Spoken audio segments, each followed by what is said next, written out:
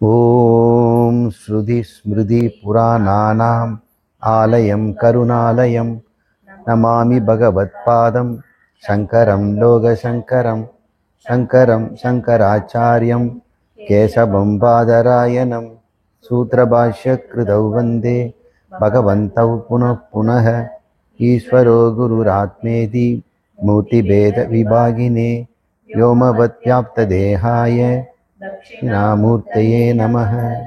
सहना भवतु सहनौ भुनक्तु सह वीर्यं करवावहै तेजस्विनावधीतमस्तु मा विद्विषावहै। ॐ शान्ति शान्ति शान्ति।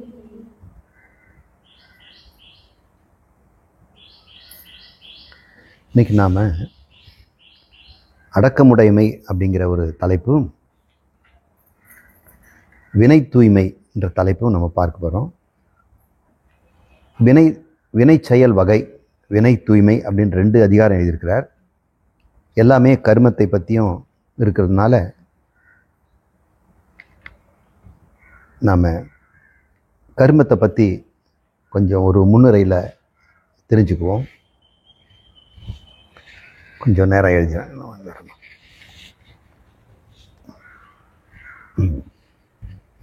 இந்த ஒரு தனி மனிதனை நான் வரைகிறேன்.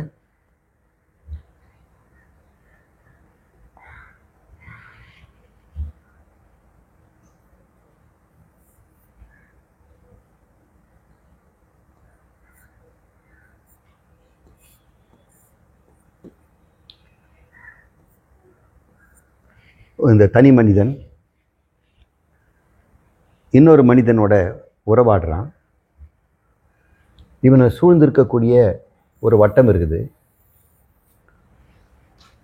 இது அவனை குடும்பம்ங்கிறோம்.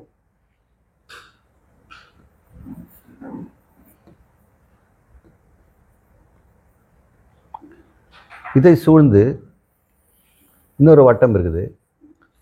அது நட்பு வட்டம். அக்கம் பக்கத்தில் இருக்கிறவங்க, கூட படித்தவங்க. இதை சூழ்ந்து இன்னொரு பெரிய வட்டம் இருக்குது. அது அவனுடைய சமுதாயம்.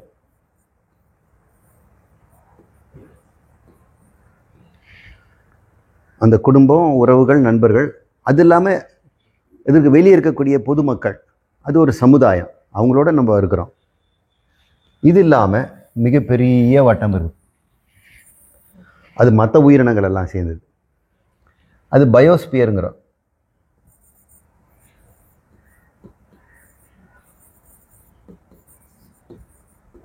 இப்படி நிறைய மண்டலத்தில் ஒரு மனிதன் இருக்கிறான். இப்போ இவன் எத்தனை பேரோட உறவாடுறான் அப்படின்னு பார்த்தோம்னா, தன்னுடைய குடும்பத்தோட, ஒரு குடும்பத்தில் எத்தனை பேர் இருக்கலாம்? ஒரு 10 பேர் இருக்கலாம். நட்புன்னு போட்டோம்னா ஒரு 100 பேர். கல்யாணத்துக்கு வரவங்கெல்லாம் நம்மளுக்கு தெரிஞ்சவங்க தானே. 1000 பேர் வரையும் கூப்பிட்றாங்க. சில பேருக்கு 100 பேர் தான் கிடைப்பாங்க. ஒரு சமுதாயம் போயிடுச்சுன்னா அது கோடிக்கணக்கில் இருக்கும். உலகம் எடுத்துட்டோம்னா இன்னும் நிறைய வெவ்வேறு சமுதாயம்லாம் வருது. நமக்கு தெரிஞ்சது பாரத நாட்டு சமுதாயம். இது இல்லாமல் அமெரிக்கா, ஐரோப்பா, ஆஸ்திரேலியா, ஏசியா, இப்படிலாம் நிறைய இவங்களோட நம்ம உறவாடிக்கிட்டே இருக்கிறோம். இந்த உறவாடுறது என்னன்னு பார்ப்போம். இந்த ஒவ்வொரு உறவாடலும் ஸ்மூத்தாக இருந்தாக்கா, ஒன்று மோதிக்காமல் இருந்தால் எந்திரம், மெஷின் நல்லா போகும். இந்த பூமி நல்லா இருக்கும். இந்த பூமியில் எப்போவுமே மழை கொட்டும். தேவையான இடத்துல கொட்டும். தேவையில்லாத இடத்துல இருக்கிற மழையை தேவையான இடத்துல கொட்டும். வெள்ளம் வராது, பஞ்சம் வராது, பட்னி வராது. பொருளை எல்லாருக்கும் சமமாக பிரிக்கப்பட்டிருக்கும். ஒருத்தர்கிட்டவே பொருள் சேர்ந்து போய் ஒருத்தர்கிட்ட வட்டிக்கு காசு வாங்கி சாப்பிட்ற நிலைக்கெல்லாம் வராது. பகுத்துண்டு வாழலாம் மக்கள்கிட்ட. அப்படி பகுந்து வாழ்வதற்கு செய்வதற்கு தான் இந்த சமுதாயம் ஒன்று இருக்குது. சமுதாயம் எல்லாருக்கும் பகுத்துண்டு கொடுக்குது. குடும்பத்துலேயும் நம்ம ஒரு 10 பேருக்குள்ளே பகுந்துண்டு சாப்பிட்றோம். 2 பேர் சம்பாதிக்கலாம், 5 பேர் 10 பேர் சாப்பிடுவாங்க. அப்புறம் 5 பேரும் 10 பேரும் சம்பாதிக்க ஆரம்பித்த உடனே அவங்கவுங்களுக்கு கல்யாணம் வந்து அவங்களுக்கு ஒவ்வொருத்தருக்கும் 5 பேர் பெற்று வந்துடுவாங்க. எப்படி இருந்தாலும் இந்த ஒருத்தர் சம்பாதிச்சு எல்லாருக்கும் கொடுக்கறதுங்கிறது மனிதர்கள்கிட்ட தானே இருக்குது. மிருகங்கள்கிட்ட அது வந்து சாப்பிட்டது அது தான் போகுது. பறவைகள் தான் அது குஞ்சு பொரித்து வரிய வரைக்கும் பறவைங்க ஏதோ ஊட்டும். நாய் வந்து பால் ஊட்டும். அதுக்கப்புறம் அதனுடைய தீனி அதுதான் சம்பாதிக்கும். ஆனால் நம்ம மனிதர்கள் அப்படி இல்லை. ஒரு குடும்பத்தில் ஒரு தலைவன் மட்டும் வேலைக்கு போகிறாரு, மற்ற எல்லா குழந்தைகளும் மனைவியும் அக்கா தங்கச்சி எல்லாருமே அவங்கள சார்ந்து இருக்கிறத பார்க்கணும். இப்போ இது ஒரு மெஷின் மாதிரி. இந்த மெஷினில் ஒவ்வொரு மனுஷனும் ஏதோ ஒரு சக்கரம் மாதிரி வேலை செய்கிறான். ஒரு பெரிய மெஷினுக்குள்ளே பிரிச்சுப்பா எத்தனையோ சக்கரங்கள் இருக்குது. அத்தனையும் ஸ்மூத்தாக போச்சுன்னா மிஷின் நல்லா வேலை செய்யும். மிஷின் ஓடலை அப்படின்னு ரிப்பேர் ஆகிடுச்சின்னு சொல்லி கூப்பிட்ட உடனே அவன் திறந்து பார்க்குறான். இது ஒன்று தாங்க சரியில்லை அப்படின்னு வாஷிங் மிஷினில் ஒன்று காமிச்சு, அது வேறு ஒன்று போட்டுறீங்களான்னு அவன் போட்டோடனே மறுபடியும் மிஷின் வேறு. அப்போ நாமெல்லாம் கூட ஒரு பெரிய இந்த வட்டமான மிஷினில் ஒரு சின்ன ஒரு பகுதி தானே. இப்போ நாம் சரியாக நம்மளுடைய வேலையை செய்யலைன்னா நமக்கும் நஷ்டம், குடும்பத்துக்கும் நஷ்டம், சமுதாயத்துக்கும் நஷ்டம், எல்லாருக்கும் நஷ்டம் இருக்க தானே செய்யுது. ஒவ்வொரு மனிதனுமே, அது குழந்தையாக இருந்தாலும், பெரிய ஒரு மனிதனாக இருந்தாலும், வயோதிகனாக இருந்தாலும், ஞானியாக இருந்தாலும், அஞ்ஞானியாக இருந்தாலும், எல்லாருக்குமே அவங்கவுங்களுக்குன்னு ஒரு கடமை இருக்க தான் செய்யுது. ஒருத்தருக்கு ஹாஸ்பிட்டலில் படுத்துட்டு இருக்கா ஒன்றுமே செய்யலைனா கூட அது அவருடைய கடமை. அப்படி இருக்கிறது இந்த சமுதாயத்துக்கு தேவைப்படுது. ஏன் அவர் அப்படி இருந்தால் தான் மற்றவங்களாம் அவருக்கு வேலை செய்வாங்க. இப்போ இவங்க வேலை செய்கிறதுக்கு அவர் காரணமாயிடுறாரு. இப்போ குழந்தை பிறந்துக்கிறது அது ஏதாவது செய்தா? ஒன்றும் செய்யலை. எல்லாரும் அதுக்கு தானே செய்கிறாங்க. அப்புறம் அதுக்கு தயார்ந்துட்டு இந்த இடத்துல நான் வந்து பிரயோஜனம் இல்லை, இந்த பூமியில் நான் பிறந்தது பயனில்லை அப்படின்னு நம்ம சொல்ல முடியாது. பயனில்லாமல் ஒருத்தர் வீட்டில் இருந்தாலும் கூட அவர் ஏதோ ஒரு பயன் செய்கிறார். ஏதோ ஒரு பயன் தர்றாரு. என்ன பயன் தர்றாரு? நமக்கு புத்தி கொடுக்குறாரு. நீங்கள் பிழைச்சிக்கிறதுக்கு எப்படி இருக்கணும், நமக்கு சகிப்புத்தன்மை கொடுக்குறாரு, நம்மக்கிட்ட ஞானத்தை வருவதற்கு ஒரு வாய்ப்பை கொடுக்குறாரு. எல்லாம் சும்முத்தா போனால் இந்த ஞானத்துக்கு யார் வரப்போகிறாங்க? ஏதோ விதத்தில் ஒரு நமக்கு கஷ்டமோ நஷ்டமோ இருக்கிறதுனால தானே விஷயம் தெரிஞ்சுக்க வரோம். அதில் நமக்கு வந்து பூமியில் எல்லாரும் தேவைப்படுறாங்க. நல்லவனும் தேவைப்படுறான், கெட்டவனும் தேவைப்படுறான், திருடனும் தேவைப்படுறான், போலீஸும் தேவைப்படுறான், பணக்காரனும் தேவைப்படுறான், ஏழையும் தேவைப்படுறான், ஞானியும் வேணும், அஞ்ஞானியும் இருக்கணும். இப்போ இத்தனையே இருந்ததுன்னா ஒருத்தருக்கு ஒருத்தர் தேவைப்படுதில்லை. அப்போ நாம் ஏதோ ஒரு விதத்தில் நம்ம உலகத்துக்கு தேவைப்படுறோம். நாம் இல்லாமல் இந்த உலகமும் முழுமை அடையிறதில்லை. ஒரு பொருள் முழுமை அடையணும்னா எல்லாம் இருக்க தான் செய்யணும். இது அடிப்படையாக புரிச்சு. ஒரு மனிதன் இருக்கிறான், இவன் இன்னொரு மனிதனோட இருந்தால் தானே உறவு இருக்க முடியும். ஒரு குடும்பத்தில் 10 பேர் இருக்கிறாங்கன்னா இப்போ உலகத்தை என்ன பண்ண போகிறேன்? ஒருத்தன் ஆக்கிட போகிறேன். இவனுக்கு பெரிய பெரிய வட்டம் போட்டோம் இல்லையா, அதை ஒன்றா போட்டுருவோம். அப்போ இன்னொரு ஆளை போடுவோம்.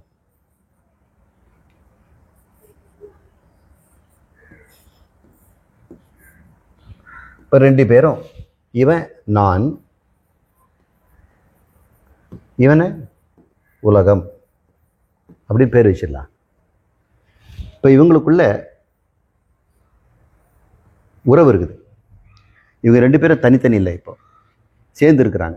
சேர்ந்து இருக்கிறது எதனால் சேர்ந்து இருக்கிறாங்க அப்படின்னா, இவர் கொடுக்கணும்,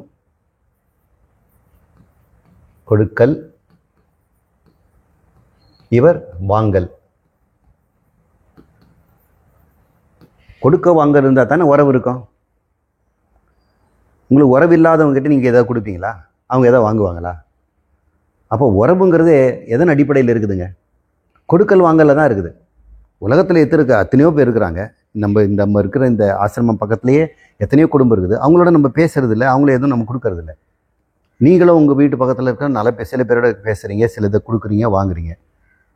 எல்லார்கிட்ட பண்ணுறது இல்லை இல்லையா? அப்போ உறவுங்கிறது எதை சொல்கிறோன்னா கொடுக்கல் வாங்கல் அடிப்படையில் தான் சொல்கிறோம்.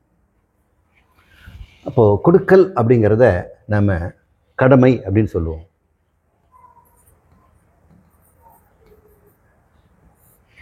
வாங்கல்றத நம்ம உரிமை அப்படின்னு சொல்லுவோம். இது கணவன் அப்படின்னா, இது மனைவி அப்படின்னு மனைவின்னு பேர் வச்சோம்னா, இப்படி போட்ட மனைவி ஆயிட்டால.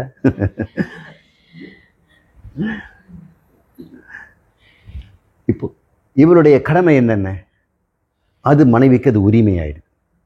நீ செய்ய வேண்டியது என் உரிமை அப்படின்னு அவன் கேட்கலாம். அதே மாதிரி இவனுக்கு ஒரு உரிமை இருக்குது, இது இவளுக்கு கடமை ஆயிடுது. இவருடைய கடமையெல்லாம் இவருடைய உரிமை. இவருடைய உரிமையெல்லாம் இவளுக்கு கடமையாயிடுது. இந்த கடமை உரிமையும் சமமாக இருந்ததுன்னா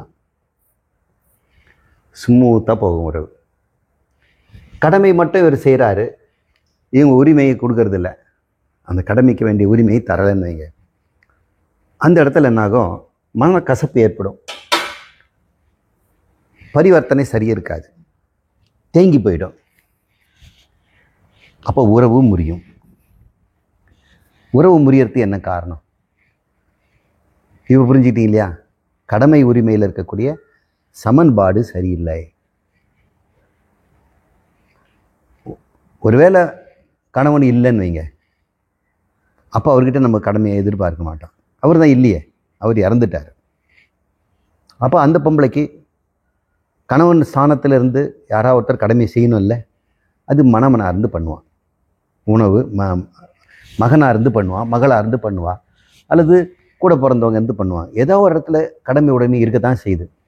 நம்முடைய சமுதாயமே தாய்மாப்பனுக்கு ஒரு கடமை இருக்குது, சித்தப்பா பெரியப்பாவுக்கு கடமை இருக்குது, ஒரு குடும்பத்தில் கல்யாணம் செய்து போன மருமகளுக்குள்ள கடமைகள் இருக்குது, மாமியாருக்கும் கடமை இருக்குது. எல்லாருக்கும் அவங்க கடமையை நாம் சொல்லி தந்தெல்லாம் பார்க்குறதில்ல. ஒரு ஒப்பந்தம் இல்லாமலே எல்லாம் புரிஞ்சுக்கிறோம். சரியாக புரியும்படி நமக்கு உறவுகள்லாம் இருக்கணும்னா கடமை உடைமையில் நம்ம பேசி வச்சுக்கிறது நல்லது. அவங்க செய்வாங்க, அவங்க கடமை இருக்குது அப்படின்னு நம்ம நினச்சிட்டு இருப்போம், அவங்களுக்கு தெரியாமல் இருக்கலாம். அப்போ நீங்கள் மனசில் வருத்தப்பட்டு, ஐயோ இப்படி செய்யலையே, நான் மட்டும் செய்துட்ருக்கிறேன், என் கடமை செய்கிறேன், அவங்க செய்ய மாட்டேங்கிறாங்களே. இப்போது ஏதோ ஒரு முறையில் நம்ம பேசி அது வெளிப்படுத்தணும். எப்படி வெளிப்படுத்தணும்? அன்பான முறையில் உங்கள் கடமையை எடுத்து காட்டணும். அம்மா இப்படியெல்லாம் நீ செய்திருக்கணும்மா, உன் கடமை இது அப்படின்னு. அதெல்லாம் என் கடமை இல்லை அப்படின்னா, சரி சில உரிமைகளை நீ விட்டு கொடுக்கணும், இந்த உரிமையெல்லாம் கிடையாது, அதெல்லாம் எனக்கு உரிமை உண்டு அப்படின்னா அப்போ உறவு முறிஞ்சிடும். அப்போ அவங்க சொல்லலாம், இப்படி இருந்ததுன்னா இந்த மாதிரி பாடத்தை வச்சு நம்ம இப்படி இருந்தால் கடமை உரிமை போயிடுமா. நீங்கள் ஒரு கடையில் போய் வாங்குறீங்க, உங்கள் உரிமை அந்த பொருள் நல்லபடியாக இருக்கணும், ஆனால் உங்கள் கடமை அதுக்கேற்ற மாதிரி பேமெண்ட் கொடுக்கணும் இல்லை. ஐயா இன்றைக்கி முடியலைங்க, 2 நாள் கழித்து கொடுக்கட்டுமானா தாராளமாக எடுத்துகிட்டு போங்கம்மா அப்படிங்கிறார். அந்த உறவு நீடிக்குது. 2 நாள் கழித்து கொண்டு போய்கிட்ட அந்த உறவு இருக்குது. நீங்கள் கொடுக்காமல் விட்டுட்டிங்கன்னா உறவு முறிச்சிடும். அதனால் கடையிலே போட்டுருவாங்க, கடன் உறவை முறிக்கும்.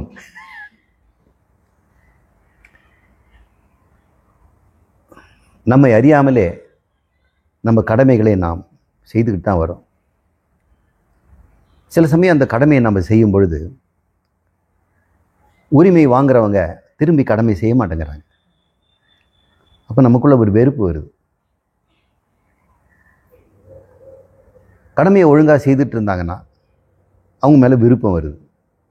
இப்போ விருப்பும் வெறுப்புமே ஒரு மனிதன் தன்னுடைய கடமையில் செய்யும் பொழுது வந்து தான் தீரும்.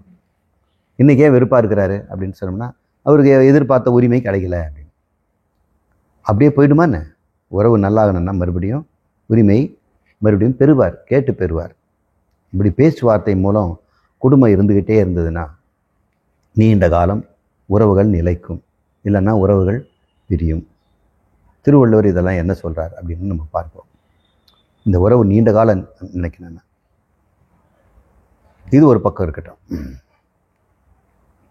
இந்த கடமையில் ஒருவன் செய்யும் பொழுது அவன் மனசில் ஒரு உரிமை இருக்குது. என்ன உரிமைன்னா, இந்த கடமையை நான் இன்றைக்கி செய்யலாம், நாளைக்கு செய்யலாம், இன்னொருத்தரை வச்சு செய்ய வச்சிடலாம், செய்யாமலே இருக்கலான்னு சாய்ஸ் இருக்குது இல்லையா? அப்படி வச்சு தான் நிறைய பேர் வந்து கடமையை செய்யாமல் விட்டுடுறாங்க, வேற ஒருத்தர் வச்சு செய்ய வைக்கிறாங்க, அல்லது செய்துடுறாங்க, செய்கிறாங்க, செய்யாமல் விட்டுறாங்க, வேறு மாதிரி செய்கிறாங்க. நீங்கள்லாம் உங்களுடைய வாழ்க்கையில் இருக்கிறத நீங்கள் புரிஞ்சுக்குங்க. அதை இந்த உரிமை கொடுக்கப்பட்டிருக்குது.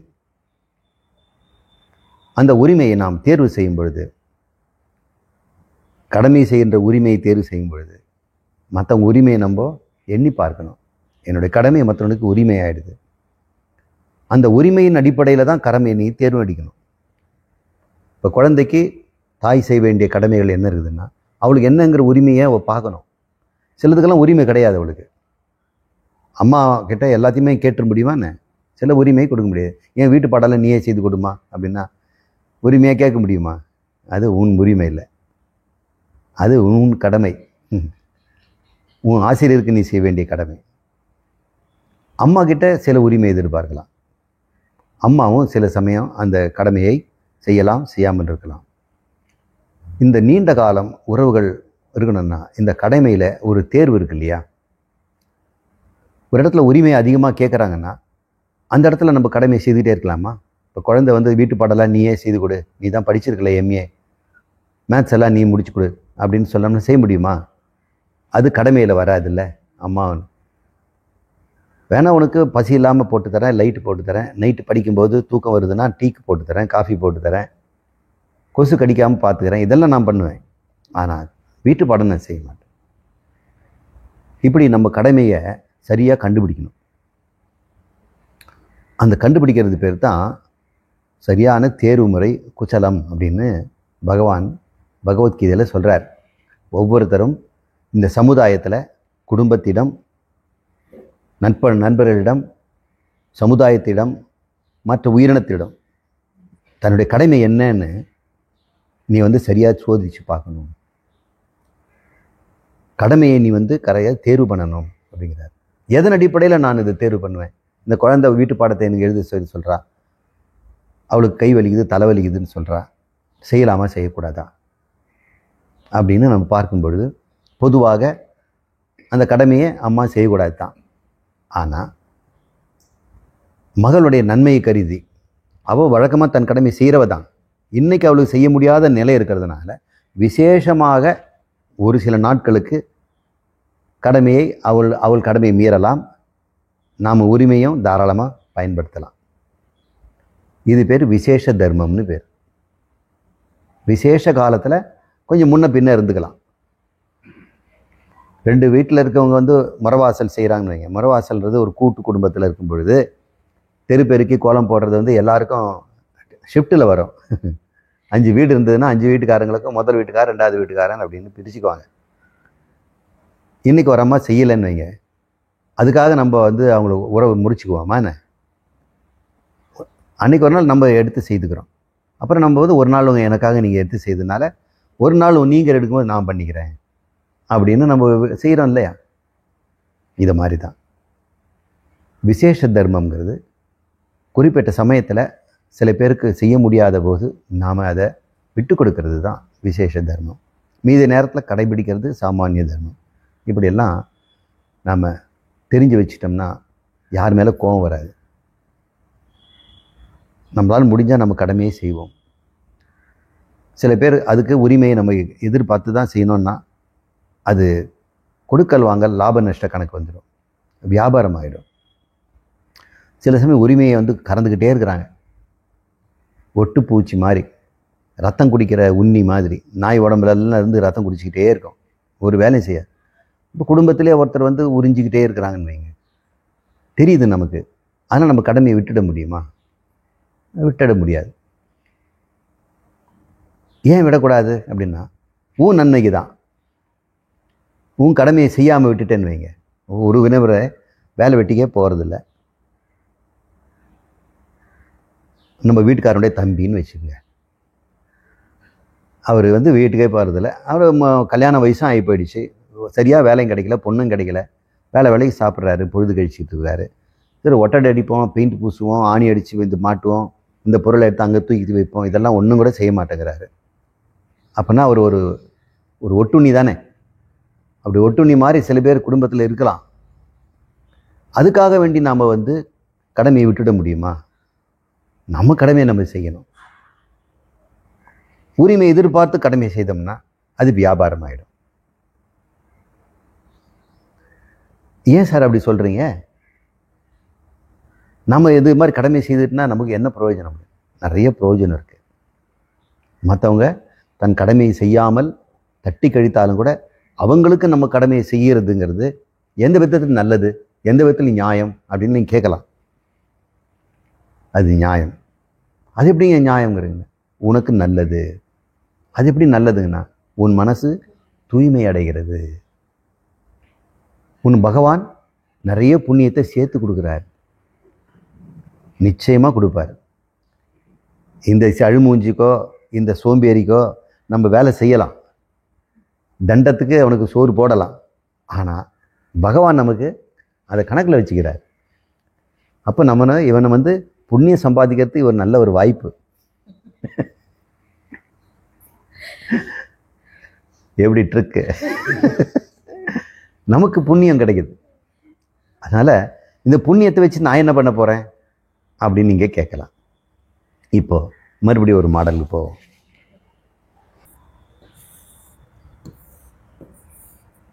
ஒரு மனிதன்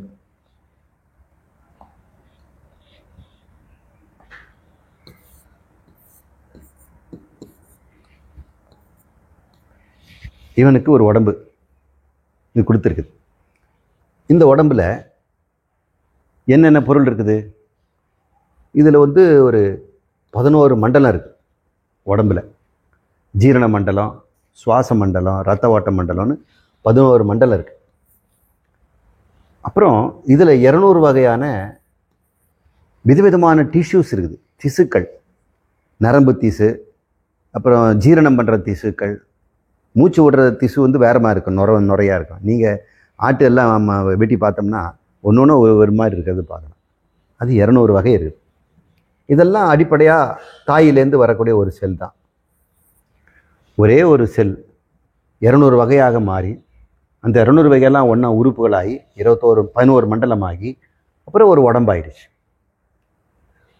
இந்த உடம்பு ஏன் நாய் உடம்புக்கு நமக்கு கிடைக்காம மனுஷ உடம்பு கொடுத்துருக்குறாங்க? அது ஒரு உடம்பு தானே. இந்த உடம்புக்குள்ளே நம்ம இருக்கிறோம். உடம்புக்குள்ளே நம்ம குடியிருக்கிறோம். இங்கே குடியிருக்கிறான்னு வைங்க. இந்த உடம்பை எடுத்துட்டான். இவனுக்கு நாய் உடம்பு கொடுத்துருக்கலாம், பசு உடம்பு கொடுத்துருக்கலாம், இல்லைனா எங்கேயாவது மீன் தின்ற கொக்காக இருந்திருக்கலாம், மீனாகவே பிறந்திருக்கலாம். எதன் அடிப்படையில் கொடுக்கப்பட்டிருக்குதுன்னா இவன் செய்த பாவ புண்ணியத்தின் அடிப்படையில். பாபம் புண்ணியம், பாபு பாப புண்ணியம். இந்த பாப புண்ணியத்தில் அடிப்படையில் இந்த உடம்பு கொடுத்துருக்குறாங்க. இந்த பாவ புண்ணியம் இந்த உடம்பு கடைசி வரைக்கும் 90 வயசு வாங்குறான். அது வரைக்கும் அவன் உடம்புல இந்த 11 மண்டலமும் 200 திசுக்களும் எந்த அளவு வேலை செய்யணும், எந்த அளவு இருக்கணுங்கிறதெல்லாம் பாவ புண்ணியத்தில் அடிப்படையில். புண்ணியம் இருந்தால் 11 மண்டலமும் நல்லா இருக்கும், 200 திசுக்களும் வேலை செய்யும். கொஞ்சம் பாவம் இருந்ததுன்னா கிட்னியில் இருக்கக்கூடிய சிறுநீரகத்தில் சில திசுக்கள்லாம் வேலையை விட்டுடும். அப்புறம் கிரியாட்டினின் பில்டப் ஆகிடுச்சு, யூரிக் ஆசிட் பில்டப் ஆகிடுச்சு, அவர் யூரின் பிரியலை, டயாலிசிஸ் பண்ணணும், அதுக்கு ஒரு துக்கம், ஒரு செலவெல்லாம் வரும் இல்லையா, அதெல்லாம் பாவத்தில் வந்து. சரி, அவருக்கு கிட்னி நல்லா இருக்குன்னு வைங்க, சில சமயம் கல்லீரல் அல்லது அதில் வந்துடுதுன்னா ஜீரணமாகாது, பித்தம் அதிகமாக சுரந்துடும், பித்தம் இல்லாமல் போகலாம். சில சமயம் நமக்கு கணையம்னு ஒன்று இருக்குது, அதில் இருக்க இந்த டிஷ்யூ 200 டிஷ்யூவில் கொஞ்சம் டிஷ்யூ அது இன்சுலின் ப்ரொடியூஸ் பண்ணுறதுக்கு ஒரு டிஷ்யூ இருக்குது. அது பேர் ஐலட்ஸ் ஆஃப் இங்கிரஹாம்னு பேர். திடீர்னு அது வந்து நேற்று வரைக்கும் வேலை செய்து இன்றைக்கி செய்ய மாட்டேங்க. இதெல்லாம் ஏன் இவருக்கு இப்படி வந்துச்சு? நல்லா தானே இருந்தார். சுகர் பில்ட் ஆகி 100-120 ஆகி போச்சுங்க. பார்டர் லைன் அவருக்கு டயபெட்டிஸ் இருக்குது, டைப் 2 எல்லாம் டயக்னோஸ் பண்ணுறாங்க. இதெல்லாம் என்னென்னா இது புண்ணிய பாவத்தினால தான். அப்படி இருந்தும் கூட அவர் ஆனந்தமாக இருக்கிறான்னு வைங்க, நோயெல்லாம் இருந்து கூட அது புண்ணியத்தினால. பாபத்தினால துக்கமும் வருது, புண்ணியத்தினால சுகமும் வருது. இந்த உடம்பு ரீதியாக உடம்புல இருக்கிற எத்தனையோ மாற்றங்கள் எல்லாம் பாபத்தினால வரலாம், புண்ணியத்தினால வரலாம். ஆனால் மனசு தானே சுக துக்கத்தை அனுபவிக்குது. இந்த உடம்பா அழுது, நான் தானே அழறேன், இந்த உடம்பா சிரிக்குது. அப்போ சுக துக்கங்கள்லாம் மனசுக்கு. இந்த மனசு இங்கே உள்ளே இருக்குது. இந்த மனசுக்கு சுகம் துக்கம் இந்த ரெண்டும் இந்த உடம்புலேருந்து தான் வருது. இந்த உடம்புக்கு சுக துக்கம் எது கொடுக்குதுன்னா உறவுகள்லேருந்து வருது, சமுதாயத்துலேருந்து வருது. இப்போ கொடுக்கல் வாங்கல்லாம் ஒழுங்காக இருந்ததுன்னா இந்த உடம்பும் நமக்கு சுகம் தரும். இந்த கொடுக்கல் வாங்கல் இல்லாமல் உடம்புலேருந்தே நோய்கள் வரலாம் இல்லையா? இது மாதிரி நமக்கு சுகதுக்கம் கொடுக்கறதுக்கு 3 இடம் இருக்குது. அது அதி ஆத்மிகம். நம்ம உடம்புலேருந்தே நமக்கு சுகமும் துக்கமும் வரும். அதிபௌதிகம்.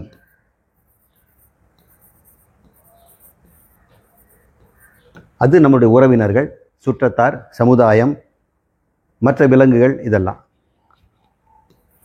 அதிதெய்வீகம்.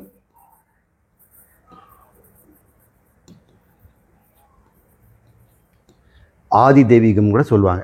நீங்கள் வேணும்னா ஆதின்னு போட்டுக்கலாம், எல்லாம் ஒன்று தான்.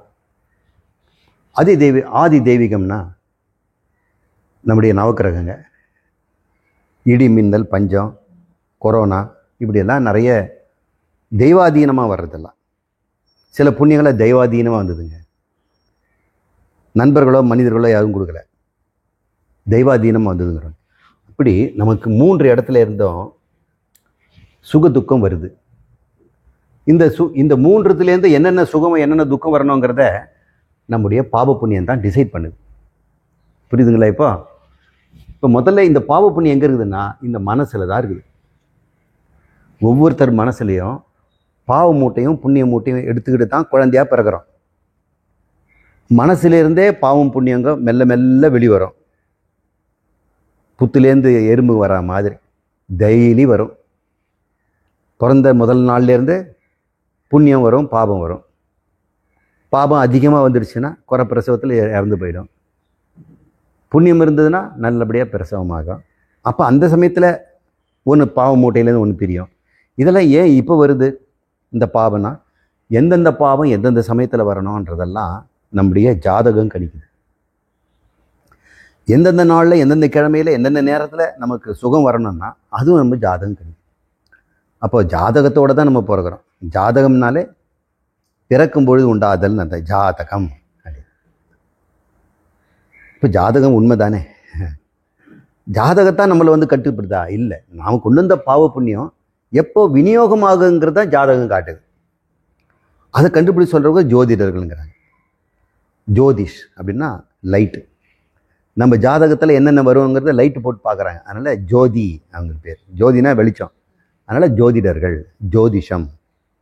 ஸோ அவங்க போய் கேட்டோம்னா நம்மளுடைய பாவ புண்ணியம் இன்னும் ஒரு 6 மாதம் எப்படி இருக்கும் அப்படின்னு கேட்டுதுன்னா அவருக்கு முன்கூட்டி சொல்லிவிடுவார். அப்போ ஜாக்கிரதையாக இருந்துக்கலாம். சில பேர் அது சொல்லினோன்னா பயந்தும் போயிடுவாங்க. ஜாக்கிரதையாக இருக்கிறதுக்கு தான் நம்ம ஜோசியர்கிட்ட போனோம். அவங்ககிட்ட போனோன்னா பயம் வந்துடுது நமக்கு. சரி, பயமுறுத்துகிற ஜோசியர்லாம் இருக்கிறாங்க. கொஞ்சம் மறைச்சி இல்லைம்மா சமாளிச்சுக்கலாம், இதெல்லாம் கொஞ்சம் புண்ணியம் இருக்குது, கவலைப்படாதீங்க அப்படின்னு சொல்கிறவங்களும் இருக்கிறாங்க. சரி, ஜோதிடர்கிட்ட போகிறதுனுடைய நோக்கம் என்னன்னா, நமக்கு இது தான் வாழ்க்கையா, மாறுமா, ஒரு நல்ல காலம் வராதா, எவ்வளோ நாள் கழித்து வரும், சரி இந்த கஷ்ட காலம் எத்தனை நாள் நீடிக்கும், எப்போ முடியும் அப்படின்னு காட்டுவாங்க இல்லையா? இதெல்லாம் இந்த மனசில் இருக்கக்கூடிய பாப புண்ணியனுடைய வெளிப்பாடு தான். இந்த பாப புண்ணிய வெளிப்பாடு தான் நம்ம பிறந்த ஒரு செல்லிலிருந்து 100 வயசு வரைக்கும் ஜாதகம். இந்த ஜாதகம் முதல் வருஷத்துலேருந்து 100வது வருஷம் வரைக்கும் ஒவ்வொரு ஸ்டேஜ்லேயும் பாவ புண்ணியங்கள் தினமும் வந்துக்கிட்டே இருக்கும். பாவங்கிறது சாப்பிட்டுக்கிட்டே இருக்கும்போது ஒரு கடலையை மென்னுட்டோம், அது சொத்தை கசக்குது, அப்படின்னு துப்புறணுங்க, அது ஒரு பாவம் தான். அதுக்கு முன்னாடி 5 கடல் நல்லா சாப்பிட்டோம் இல்லை, அது புண்ணியம். அதனால் பாவ புண்ணியங்கிறது ரொம்ப மோசம்னு நினச்சிக்க வேண்டாம், ரொம்ப எளிமையாகவும் இருக்கலாம். நடக்கும்போது காலை டொப்புன்னு இடிச்சுக்குவோம், ஆன்னு கத்துவோன்னா ஒரு பாவம் முடிஞ்சுது போங்க.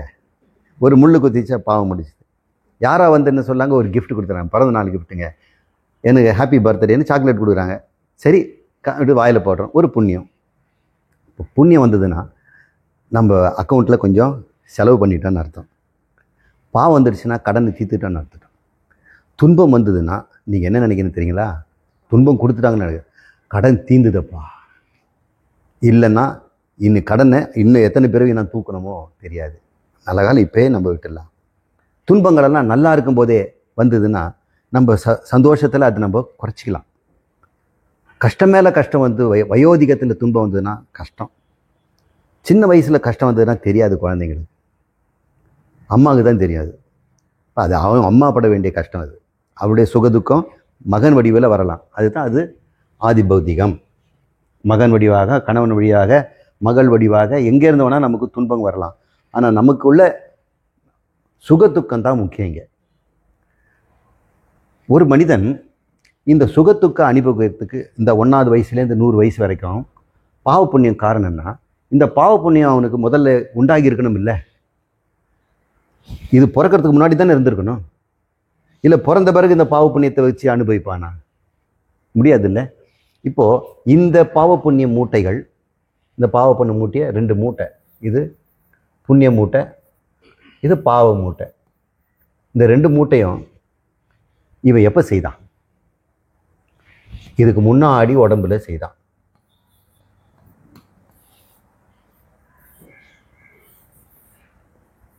இந்த உடம்புல செய்த பாவ புண்ணிய மூட்டைகள் தான் இந்த உடம்பை தருது. இப்போ இந்த 100 வயசில் வாழறானே, இப்போ கொஞ்சம் பாவ புண்ணியம் பண்ணுவான் இல்லையா, அது இன்னொரு உடம்பை தரும். அது என்னவா இருக்கும்? அது நண்டா, தேளா, மனுஷனா, தெய்வமா? வானுலகத்தில் தேவர்களாக கூட போயிடலாம். நம்ம கூட இருந்தவங்களெல்லாம் இறந்துட்டாங்கன்னா, அவங்க புண்ணியம் செய்து நமக்கெல்லாம் நல்ல வழிகாட்டி காமிச்சிருந்தாங்கன்னா, இன்றைக்கி அவங்க வானுலகத்தை இருந்துட்டு நமக்கு அருள் தந்துக்கிட்டே இருப்பாங்க. அவங்க பாக்கி எடுத்துகிட்டு போயிட்டாங்கல்ல, சம்பாரித்து கொடுத்துட்டு உங்களெல்லாம் நல்லா காப்பாற்றினாங்க. அதில் அவங்க சந்தோஷமாக இருக்கிறாங்க. அவங்கள நினச்சி பார்க்குறீங்க, யார் செய்த புண்ணியமோ நாங்கள் நல்லா இருக்கிறோன்னு. அப்போ அவங்களும் சந்தோஷம் அடையும். அப்போ மேலேருந்து அருள் தந்துக்கிட்டே இருப்பாங்க. இப்படி நம்ம கடமைகளை இப்போ எப்படி செய்கிறோம்ன்றதை பொறுத்து தான் அடுத்து உடம்பு கிடைக்குமா கிடைக்காதா, அந்த உடம்பு எப்படிப்பட்டதுன்னு இருக்கும். இப்போ நம்ம கொடுத்துருக்க உடம்பு நல்ல உடம்பா கெட்ட உடம்பா? நல்ல உடம்பு இல்லைன்னா இந்த உண்மை நமக்கு தெரிஞ்சிருக்காது இல்லை. அடுத்து நமக்கு என்ன மாதிரி உடம்பு வேணும்னு நினைக்கிறீங்க?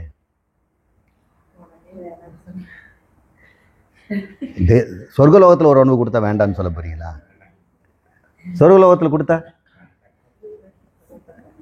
இருக்கலாம் இல்லை? சரி, இந்த ஞானம் வந்துடுச்சுன்னு வச்சுங்க, இந்த உண்மை தெரிஞ்சிட்டு வச்சுக்க, சொர்க்கலோகத்தில் இருந்தாலும் நம்ம சந்தோஷமாக இருக்கலாம், மறுபடியும் பூமியில் பிறந்தாலும் இந்த ஞானத்தில் இருக்கலாம். அப்போ மறுபடியும் புண்ணியம் பண்ணலாம், சாதுவாக வாழலாம், உறவுகளை நம்ம கரெக்டாக கையாளலாம். இந்த அறிவு போதும் நமக்கு. இந்த அறிவே நமக்கு போதுமான அளவுக்கு முக்தி வாழும்போதே கொடுத்துரும், சொர்க்கத்திலையும் கொடுக்கும்.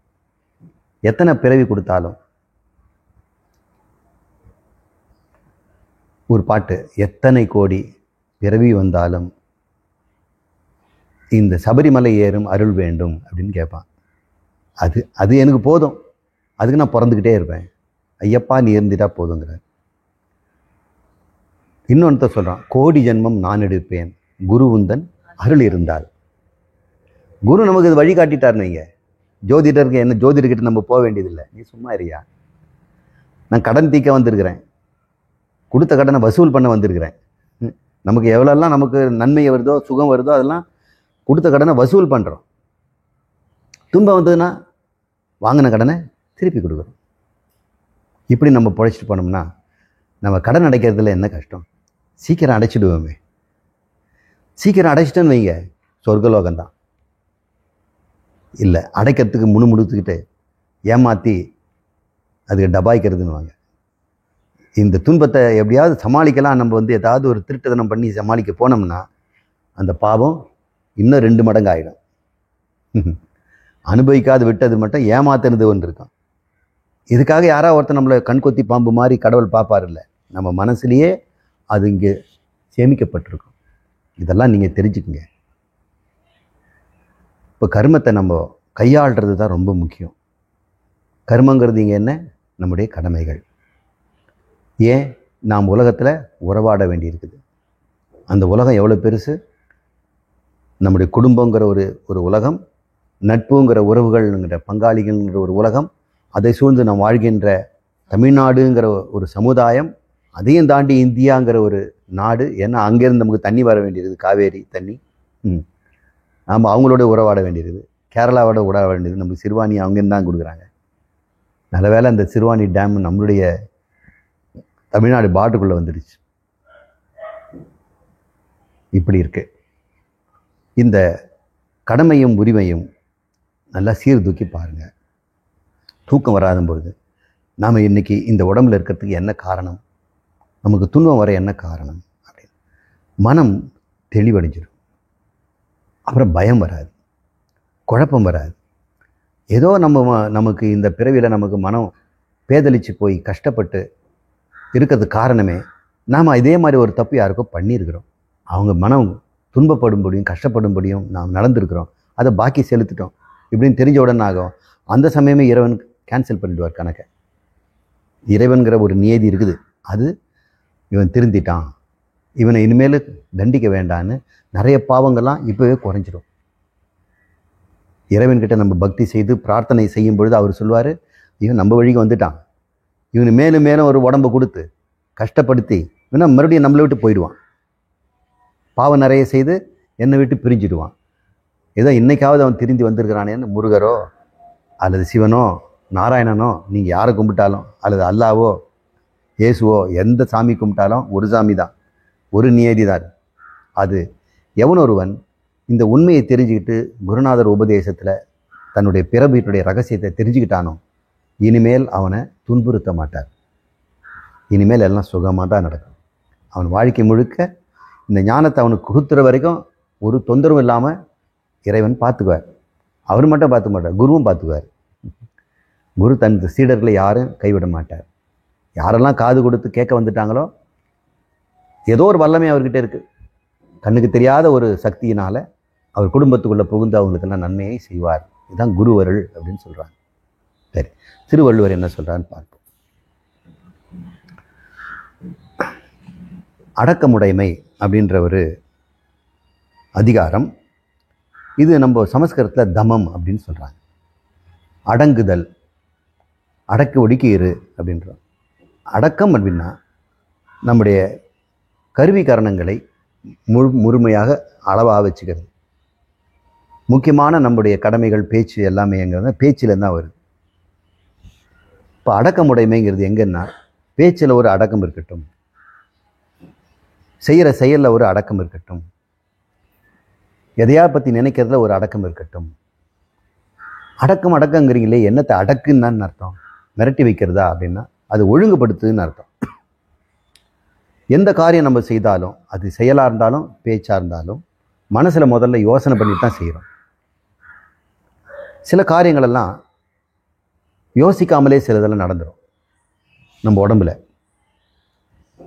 திடீர்னு வெப்பம் சூடு பட்டுடுச்சுன்னா கை இழுத்துக்கும். யோசனைலாம் பண்ணல, நம்ம யோசிக்கிறதுக்கெல்லாம் நேரம் இல்லை. பாம்பை பார்த்துட்டோம்னா நம்ம ஜாக்கிரதை ஆயிரும். தீப்பத்தி எரிஞ்சுதுன்னா தண்ணி தேடுறோம், ஏதாவது பொருள் தேடுறோம், குழந்தையெல்லாம் தள்ளி கொண்டு போயிடுறோம், இதெல்லாம் பண்ணுறோம். இதெல்லாம் நம்ம புத்தி வேலை செய்கிறது இல்லை, தானாகவே இதெல்லாம் நடக்குது. இது நமக்கு இறைவனே நமக்கு கொடுத்துருக்கிறார். தன்னை தற்காப்புக்கிறது எல்லா உயிரினத்துக்கும் கொடுத்துருக்கிறார். சில விஷயத்தை நம்ம யோசித்து தான் செய்ய வேண்டியது. இந்த தீக்காயம் வரும்போது கூட சரி, கரண்ட்டில் வந்து தீ பிடிச்சிட்டுன்னு வைங்க, நீங்கள் தண்ணி ஊற்றி அனுப்பீங்களா? அப்போ புத்தி வேலை செய்யணும். எல்லாத்துக்கும் சீமெண்ணை பற்றி எரிஞ்சுதுன்னா அதில் ஊற்றுனீங்கன்னா சீமெண்ணை தண்ணி மேலே மிதக்க ஆரம்பிச்சிடும், இன்னும் எரியும். எரிபொருள் எப்படிப்பட்டதுன்னு தெரியணும். அது கட்டையாக இருந்தாலும் நீங்கள் தண்ணி ஊற்றிடலாம். அந்த சீமெண்ணையாக இருந்ததுன்னா, பெட்ரோலாக இருந்தால் தண்ணி ஊற்றுனீங்கன்னா அந்த தண்ணி மேலே மிதக்க ஆரம்பிச்சிடும். அது அணையாது, தண்ணி கொஞ்சம் தூக்கி கொடுக்கும்.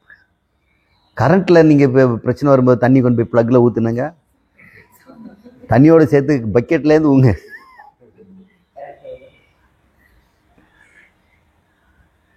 தன்னை இப்போ காப்பாற்றிக்கிறதுன்னா நம்ம கொஞ்சம் காரியத்தை நம்ம சீர்தூக்கி பார்த்து செய்ய வேண்டியிருக்குது. பழகிட்டோம்னா நமக்கு தெரியும். கரண்ட்லேயே வேலை செய்கிறவங்க ரப்பர் கை உரையை போட்டுக்கிறாங்க. இப்போல்லாம் அப்படிலாம் செய்கிறதில்ல. டெஸ்ட்டை வச்சு டெஸ்ட் பண்ணி பார்த்துக்கிறாங்க. மெயினை கொண்டு போய் ஆஃப் பண்ணிட்டு வந்துடுறாங்க. மெயினை ஆஃப் பண்ணிவிட்டு அப்போ கூட கசிதா அப்படின்னு பார்த்து செக் பண்ணிக்கிறாங்க. இல்லைன்னா எர்த்து நிறையா சரியாகுதான்னு பார்த்துக்கிறாங்க. எந்த கர்மம் செய்தாலும் அதுக்கு முன்கூட்டி நாம் யோசித்து தான் நம்ம செய்ய வேண்டியிருக்குது. இந்த பழக்கம் நம்மக்கிட்ட இல்லை. எமர்ஜென்சி சமயத்தில் நம்ம உடம்பை சிந்திக்காமலே சில காரியம் செய்திடலாம். அது தன்னிச்சையாக செய்கிறது. சிலதெல்லாம் சிந்தித்து தான் செய்யணும். சிந்தித்து செயல்படுங்கள் அப்படின்னு சொல்கிறார். எதை என்ன சிந்தித்து செயல்படணும்னா, ஒரு காரியத்தை உடம்பாலேயோ பேச்சாலேயோ மனசாலேயோ நாம் செய்வதற்கு முன்னாடி சீர்தூக்கி பார்க்க வேண்டும். சீர்தூக்கி பார்க்கணுன்னு என்ன அர்த்தம்? 2 வாய்ப்பு தான் இருக்குது. ஒரு காரியத்தில் 2 காரியம் தான். ஒன்று நல்லது, கெட்டது. இது சிந்திக்கிறது நல்லதா கெட்டதா யோசனை பண்ணிட்டு மேற்கொண்டு சிந்திங்க. ஒருத்தர் நம்மக்கிட்ட 2 வார்த்தை பேசிட்டு போயிட்டாங்க. நாளைக்கே அவங்களுக்கு பதில் சொல்லணும். இல்லை கொஞ்ச நேரம் கழித்து நம்ம பதில் சொல்லணும். நீங்கள் என்ன பண்ணணும்? இது நான் செய்வது நல்லதாக இருக்குமா கெட்டதாக இருக்குமா அப்படின்னு பாரு. இதை நாம் செய்தோம்னா கெட்டது விளையாடனா செய்யாமல் இருக்கிறது நல்லது. ஒருவேளை செய்து தான் ஆகணும்னா அதில் கெட்டது செய்யாமல் நல்லது செய்யணும்.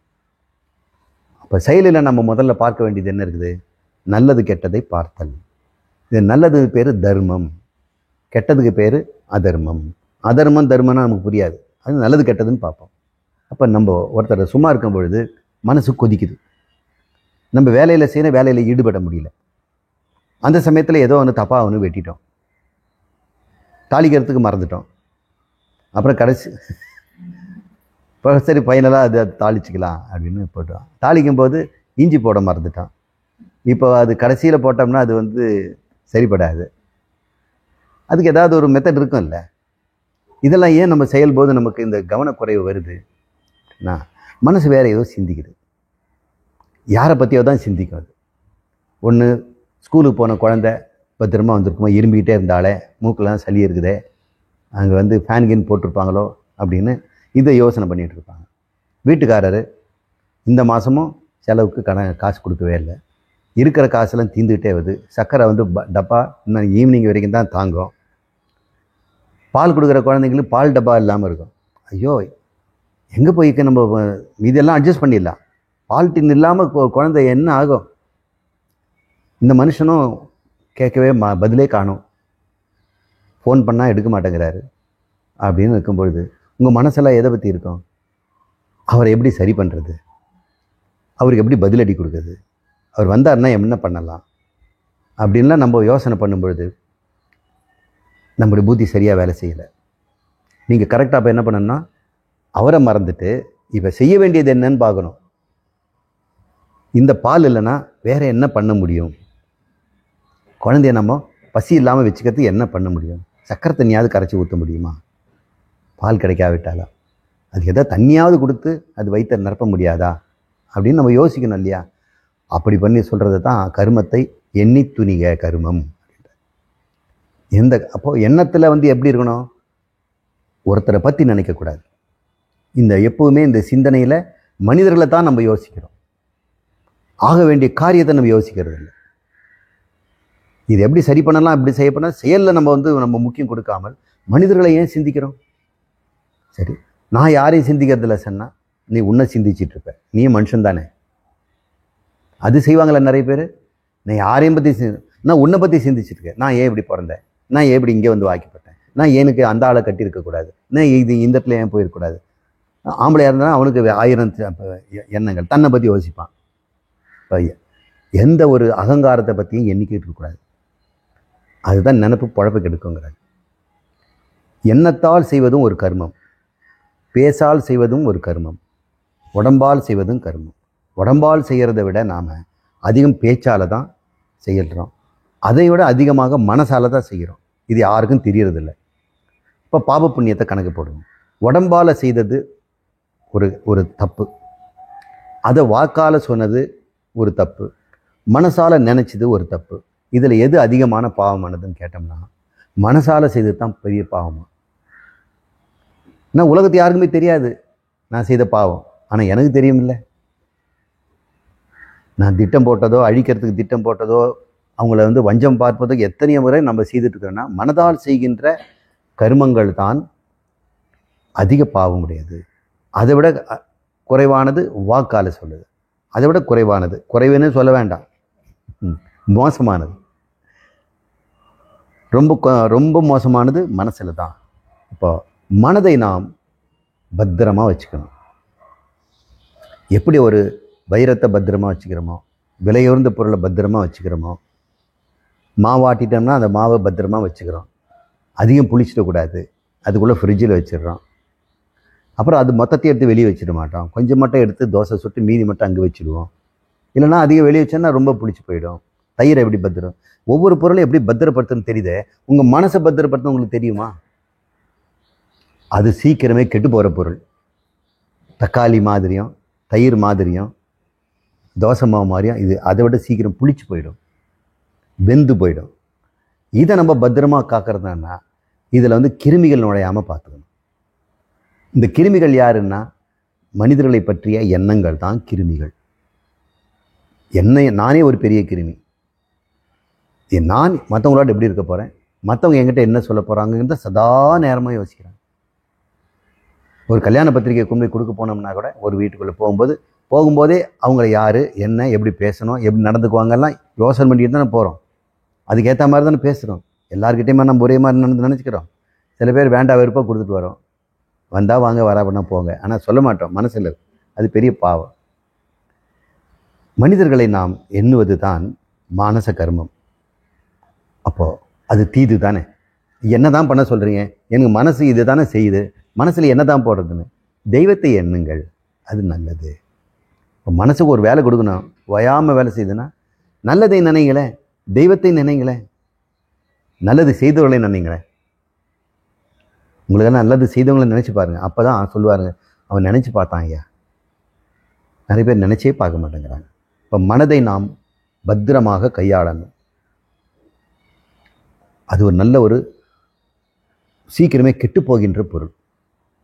வெள்ளை வேஷ்டி மாதிரி துவைச்சி கொண்டாந்து பத்திரமா அயன் பண்ணி வச்சுருக்கிறோம். கட்டிட்டு போகும்போதும் பத்திரமா எங்கே உட்காடுறோம், நாற்காலி மாதிரி சுத்தமாக இருக்குதா அப்படிலாம் பார்த்துட்டு தான் நம்ம செய்கிறோம். இப்போ ஒவ்வொரு பொருளையும் நாம் சுத்தமாக இருக்கிறதுல எவ்வளோ கேர்ஃபுல்லாக இருக்கிறோமோ மனதையும் அதே மாதிரி பல மடங்கு கேர்ஃபுல்லாக வச்சுக்கணும். அடுத்தது பேச்சு. இந்த பேச்சு கூட நிறைய கிருமி உள்ளே வந்துடும். அந்த கிருமிகள் என்னென்னா கடும் சொற்கள், பொய், மற்றவங்களுக்கு புகார் சொல்கிறது. இந்த மூன்றையும் பேச்சில் தான் நம்ம அதிகமாக காட்டுறோம். இதே நம்ம மாற்றிக்கணும். யாரை பற்றியாவது நம்ம பேச வேண்டி இருக்குதுன்னா அவங்க கேட்டுட்டாங்க, எப்படிங்க உங்கள் இப்போ புதுசாக வந்திருக்கிற உங்கள் வீட்டில் மருமக பொண்ணு எப்படி இருக்கிறா அப்படின்னு நம்ம கேட்குறோம். இந்த பக்கத்து வீட்டில் யாரோ குடி வந்திருக்கிறாங்களே அவங்க எப்படி, நீங்கள் தானே பக்கத்தில் இருக்கிறீங்க, நல்லா இருக்கிறாங்க அப்படின்னு கேட்கும்பொழுது அவங்கள பற்றி சொல்ல வேண்டியது. நல்லதாகவும் சொல்லலாம், கெட்டதாகவும் சொல்லலாம். உண்மையாக அவங்க கெட்டவங்களாக கூட இருக்கலாம். அப்படி சொல்லும் பொழுது நம்ம சொல்லணுமா சொல்லக்கூடாதா? சொல்லக்கூடாது. நீங்களே கேட்டு தெரிஞ்சுக்குங்க அப்படின்னு. என்ன முக்கியம், நீங்கள் பக்கத்தில் இருக்கீங்க கேட்டால் கூட சொல்ல மாட்டேங்கிறீங்களே, அது கூட தப்பு சொல்லிடுவாங்க நம்மளை. அப்போ நம்ம சொல்ல வேண்டி இருக்குது இல்லையா? அதுதானே உறவுகளை நம்ம வச்சுக்கிறதுக்கு. அது கொடுக்கல் வாங்கல். நீ ஒரு ரகசியம் எனக்கு சொன்ன, நான் ஒரு ரகசியம் சொல்லி ஆகணும். கொடுக்க கடமை உரிமை. அப்போ நம்ம சொல்லணும் போது நீங்கள் என்ன பண்ணணும், அந்த குறிப்பிட்ட நகர் பக்கத்து வீட்டுக்காரரு பக்கத்தில் இருந்தால் எப்படி சொல்லுவீங்களோ அப்படி சொல்லுங்கள். அவங்கள முன்னில் வச்சு எப்படி பேசுவீங்க, நல்லது தானே பேசுவீங்க. அப்படியே அவங்கள பற்றி கெட்டது பேசினா கூட அவங்க முன்னாடி பேசக்கூடியதை தான் நீங்கள் பேசுவீங்க. எப்பொழுதுமே புறங்கூறாமை அப்படின்னு நேற்று பார்த்தோம். இப்போ என்ன பண்ணோம், அவங்க முன்னாடி வச்சுட்டு பேசுகிற மாதிரி மனசில் அவங்க பக்கத்தில் நிற்கிற மாதிரி நீங்கள் பேசுங்க. தாராளமாக நீங்கள் பேசலாம், எண்ணலாம், செய்யலாம். இப்படி நம்முடைய செயல்களை, எண்ணங்களை, பேச்சை, நடவடிக்கைகளை சில பேர் பேச மாட்டாங்க, எண்ண மாட்டாங்க, ஆனால் முகத்திலேயே செயல் மூலம் காட்டுவாங்க.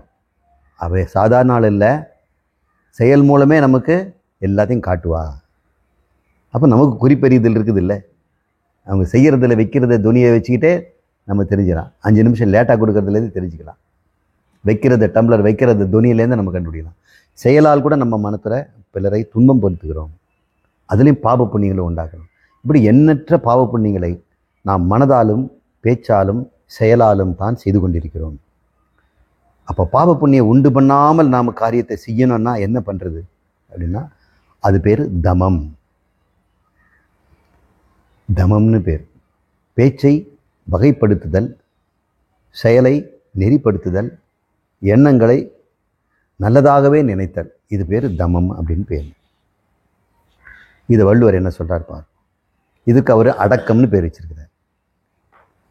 அடக்கம் அமருள் உய்க்கும், அடங்காமை ஆறிருள் உய்த்துவிடும். உன்னுடைய கர்மங்களை மனதாலும் சொல்லாலும் செயலாலும் இருக்கின்ற கர்மங்களை எல்லாம் நீ அடக்கி வைத்தால், அடக்காமல் இருந்தால், இஷ்டம் போல நீ விட்டுட்டேன்னு என்ன ஆகும்? ஆறு இருள்னா நரகம். உண்மையிலே நரகம் இருட்டாக இருக்கும். 3 நரகம் இருக்குது. லெவல், லோவஸ்ட் லெவல், அப்புறம் மிடில் லெவல், அப்புறம் கொஞ்சம் மேலே. உடனடியே சொர்க்கம் கிடையாது, நடுவில் ஒரு இடம் இருக்குது. நரகத்துக்கும் சொர்க்கத்துக்கும் நடுவில் ஒரு இடம் இருக்குது. அது வந்து புவர்லோகம்னு பேர், பித்ருலோகம்னு பேர். அதுக்கிட்ட தான் நாமளும் இருக்கிறோம். பூலோகமும் அங்கே தான். இது பூலோகம் அல்லது புவர்லோகம் ரெண்டுமே பக்கம் பக்கம் இருக்குது. ரெண்டுமே சொர்க்கத்துக்கும் நரகத்துக்கும் நடுவில் இருக்குது. இந்த நரகத்து லோகத்துக்கு போனோம்னா அது வந்து ஆறிருள்னு சொல்கிறார். இருளாக தான் இருக்கும், கடுமையான இருள், கண்ணே தெரியாத அளவுக்கு இருட்டு இருக்கும். ஆனால் கண்ணுக்கு தான் தெரியாது தவிர உடம்புக்கு நல்லா தெரியும். என்னென்னவோ கண்ணுக்கு தெரியாதெல்லாம் மேலே ஊறும், கிள்ளும், கத்தும், சத்தெல்லாம் போடும். சாப்பிட்றது தண்ணியும் உணவும் கிடைக்காது, கத்திக்கிட்டே இருப்பாங்க. எத்தனை கோடி உயிர்கள் அங்கே இருக்குதோ தெரியல. பல கோடி வருஷமாக அங்கே இருக்கிறாங்க. இந்த போன கல்பத்தில் இருந்து நரகத்தில் கண்டினியூ இருக்கிறவங்களே இருக்கிறாங்க. பிறந்ததுலே நரகத்தில் இருக்கிறாங்க. அவ்வளோ பெரிய பாவம் பண்ணியிருக்கிறாங்க. ஒரு கல்பம் பத்துறதில்லை. அவங்க இருக்கிறவங்க அங்கே மிருகங்களும் இருக்கும். மிருகத்துலேயும் அவங்க எவ்வளோ துன்பம் பண்ணவங்க இருக்கிறாங்க. மிருக சரீரத்தில் கொடுத்து அதுலேயும் அவங்களுக்கு தீராததெல்லாம் இருக்கும். அப்போ எண்ணற்ற புழுக்களும் பூச்சிகளும் பூரான்களும் பாம்பும் பல்லியும் அங்கே நடமாடிக்கிட்டே இருக்கும். 1 2 அங்கே தூரத்தில் இருக்காது, பக்கத்துலேயே இருக்கும்.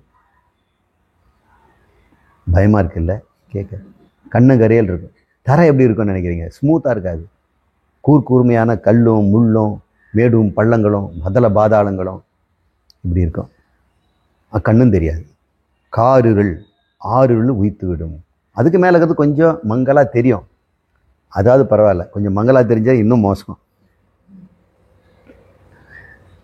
அடக்க உடைமையில் சொல்கிறாரு, எல்லாருக்கும் நன்றாம் பணிதல் அவருள்ளும் செல்வர்க்கே செல்வம் தகைத்து. எல்லாருக்கும் பணிவு இருக்கணுங்கிறார். குட். திருவள்ளுவர் சொல்றார், யாராக இருந்தாலும் பணிவு இருக்கணும், அடக்கம் இருக்கணும். பணிவுன்னா என்ன? அதிகம் பேசாமல் இருக்கணும். டீச்சர் முன்னாடி அதிகம் பேசுகிறோமா? இல்லை, பணிவு இருக்குது. கோயிலில் போயிட்டு வளவளன்னு பேசுகிறோமா? சாமி முன்னாடி அமைதியாக இருக்கும். இப்போ சில இடத்துல நம்ம பணிகிறோம், பெரிய மனிதர்கள்கிட்டையோ சபையிலையோ, அங்கெல்லாம் நம்ம பணிவை காட்டுறோம். டீச்சர் வந்த உடனே எழுந்து நிற்கிறாங்க ஸ்டூடெண்ட்ஸ் எல்லாம். அப்புறம் டீச்சர் சிடவுன். அது ஒரு பணிவு. அவர்கிட்ட போய் பேசும்போது பெர்மிஷன் கேட்குறேன், sir May ask you one. இப்போ கிளாஸில் உள்ளே நுழையணும்னு சொன்னால் உள்ளே நுழைஞ்சிருவாங்களா? வெளியே நிற்பாங்க. வெளின்ட்டு சார் எக்ஸ்கியூஸ் மீ சார் அப்படின்னு கூப்பிட்றாங்க. மே கமின் சார் அப்படின்னு சொல்லுவாங்க. ப்ளீஸ் கமின் அப்படின்னு சொல்கிறார். இதெல்லாம் பணிவு. ஒவ்வொரு விஷயத்திலும் நாம் வந்து பணிகிறோம். இந்த பணிதலுங்கிறது நம்முடைய ஒழுக்கத்தை நம்ம மேலே கொண்டு போகும். எல்லாருக்கும் நன்றாம் பணிதல். பணிவோடு இருந்துட்டோம்னா நல்லது. பணியாதவனுக்கு ஒன்றும் பயன் இல்லை. அதனால் யாருக்கும் பயன் கிடையாது, உனக்கு ரொம்ப துன்பத்தை கொடுக்கும் அப்படின்னு சொல்கிறார். சரி, எல்லாருக்கும் சொல்லிட்டார்ல. பணிவு யாருக்கு அதிகமாக இருக்குன்னு தெரியுங்களா? செல்வர்களுக்குன்னு சொல்கிறார். செல்வர்க்கே செல்வம் தகைத்து. ஏன்னா செல்வம் வந்தால் பணிவு போயிடும். பணக்காரன் திமிராயிடுச்சுன்னு சொன்னால் வேலைக்காரனை கண்டபடி திட்டுவாங்க, ஒரு மனிதனாகவே பார்க்க மாட்டாங்க. சின்ன சின்ன பிரச்சனைகள்லாம் அவங்க கோபப்படுவார். அப்புறம் யார் வீட்டுக்கும் போக மாட்டார், கௌரவம் பார்ப்பார். இப்படி பணக்காரர்களுக்கு சில கௌரவம்னு இருக்குது, பரம்பரை பறக்கானுக்கு இருக்காது. அவன் கௌரவம் ரத்தத்திலே இருக்கும். அவன் மிடுக்காக இருப்பான், வெளிக்காட்டிக்க மாட்டான். ஆனால் நெடுவாந்தரத்தில் பணக்காரானவன் ரொம்ப ரொம்ப பண்ணிக்குவான். மோதிரத்தை காட்டுவான், பேச்சில் காட்டுவான், செயலில் காட்டுவான், சுட்டி காட்டி மற்றவங்கள இலக்காரம் பண்ணுவான் அப்படின்னு. அவர் போட்டுட்ருக்காரு பார்த்தீங்களா? அதெல்லாம் நம்ம பையன் கொடுத்தது தான். அவனுக்கு ஃபிட் ஆகலைன்னு சொல்லி அந்த பேண்ட்லாம் கொடுத்துருக்குறோம், ஜோராக தான் இருக்கிறான், நல்லா தான் இருக்குது அப்படின்னு சொல்லி காட்டுவாங்க. இது பணிவில்லாமை, இது தமமில் வருது. எல்லாருக்கும் பணிவு இருக்கணும். ஆனால் குறிப்பாக பணக்காரர்களுக்கு ரொம்ப வேணும். பணக்காரன் மட்டும் இல்லை, படித்தவனுக்கும் வேணும் பணிவு. ரொம்ப படித்தவனா வாய் வாயாமல் யாரையாவது பேசிட்டு மற்றவங்களுக்கு இம்சை கொடுத்துட்டே இருப்பான். செல்வங்கிறது கல்வி செல்வம், பொருள் செல்வம், உடல் செல்வம். உடம்பும் ஆரோக்கியமாக 10 பேர் அடிக்கிற அளவுக்கு இருந்துருக்கு, அதெல்லாம் காட்டிகிட்டே இருக்கணுமா? போகிற வரங்களாம் அடித்து நொறுக்கிறதா, தலையில் கொட்டுறது. ஸ்கூல்லலாம் சில பசங்க மோட்டாவாக இருப்பாங்க, எல்லா பசங்களும் கில்வானுங்க, அடிப்பானுங்க, கொட்டுவாங்க. எல்கேஜிலே ஆரம்பிச்சிடுது. வீட்டை வந்தால் சொல்லும், அம்மா ஒருத்தன் அடிச்சுக்கிட்டே இருக்கிறாமான்னு. அந்த அம்மா கிட்ட கேட்டோம்னா என் பையனா தான் சொல்கிறான் அது. எல்லாருக்குமே பணிவு வேணும். ஆனால் குறிப்பாக உடல் பலமும் பொருள் பலமும் அறிவு பலமும் இருப்பவர்கள்கிட்ட இது இருக்கணும். அது இருந்ததுன்னா அவங்களுக்கு அது அலங்காரம் மாதிரி, செல்வத்திற்கே செல்வம்ங்கிறார். எல்லாருக்கும் நன்றாம் பணிதல், அவருள்ளும் செல்வர்க்கே செல்வம் தகைத்து. அப்புறம் சொல்கிறார், இது வரைக்கும் பணிவு பற்றி சொல்கிறார். இன்னொரு வேடத்தில் தமத்தை சொல்கிறாரு. யாகாவார் ஆயினும் நா காக்க, காவாக்கால் சோகாப்பர் சொல் இழுக்கப்பட்டு. இழுக்கப்பட்டு அப்படின்றார். நீங்கள் எதை வேணாலும் காப்பாற்றாம விட்டுடுங்க. உங்கள் செருப்பை நீங்கள் மறந்து காப்பாற்றாம விட்டுட்டீங்க, யாராவது கோயிலில் எடுத்துகிட்டு போயிட்டாங்க, இல்லை கல்யாண சாத்தில் எடுத்துகிட்டு. இப்போல்லாம் நடக்குது அது மாதிரி. இப்போ கூட செருப்பு திருடுறவங்க இருக்கிறாங்களா? ஓ அப்படியா? கல்யாண வீட்டிலலாம் போட்டு போயிடும். கல்யாண வீட்டில் செருப்பு மாறுறதுங்கிறவாங்க. இப்போ இல்லை, மேடையிலே செருப்பு போட்டு தான் போகிறேன். சரி, அதையாவது காக்காமல் விட்டுடு. சைக்கிளை கூட நீங்கள் பூட்டாமல் போயிடு. வீடை கூட கதை திறந்து விட்டு போயிடு. யாகாவார் ஆயினும், எதெல்லாம் காக்காமல் விட்டாலும் நீங்கள் ஒன்றும் கவலை இல்லைங்க. ஆனால் வாய் பேச்சு மட்டும் கேர்ஃபுல்லாக கவனிங்க. நாகாக்க, நாக்கை மட்டும் காப்பாற்று. அப்படி காப்பாற்றலைன்னா சோகாப்பர், வாழ்நாள் முழுக்க சோகமடையும். இன்றைக்கி நாம் சோகத்தில் இருக்கிறோன்னா நம்ம நாக்கை ஏதோ ஒரு தவற விட்டுட்டோம்.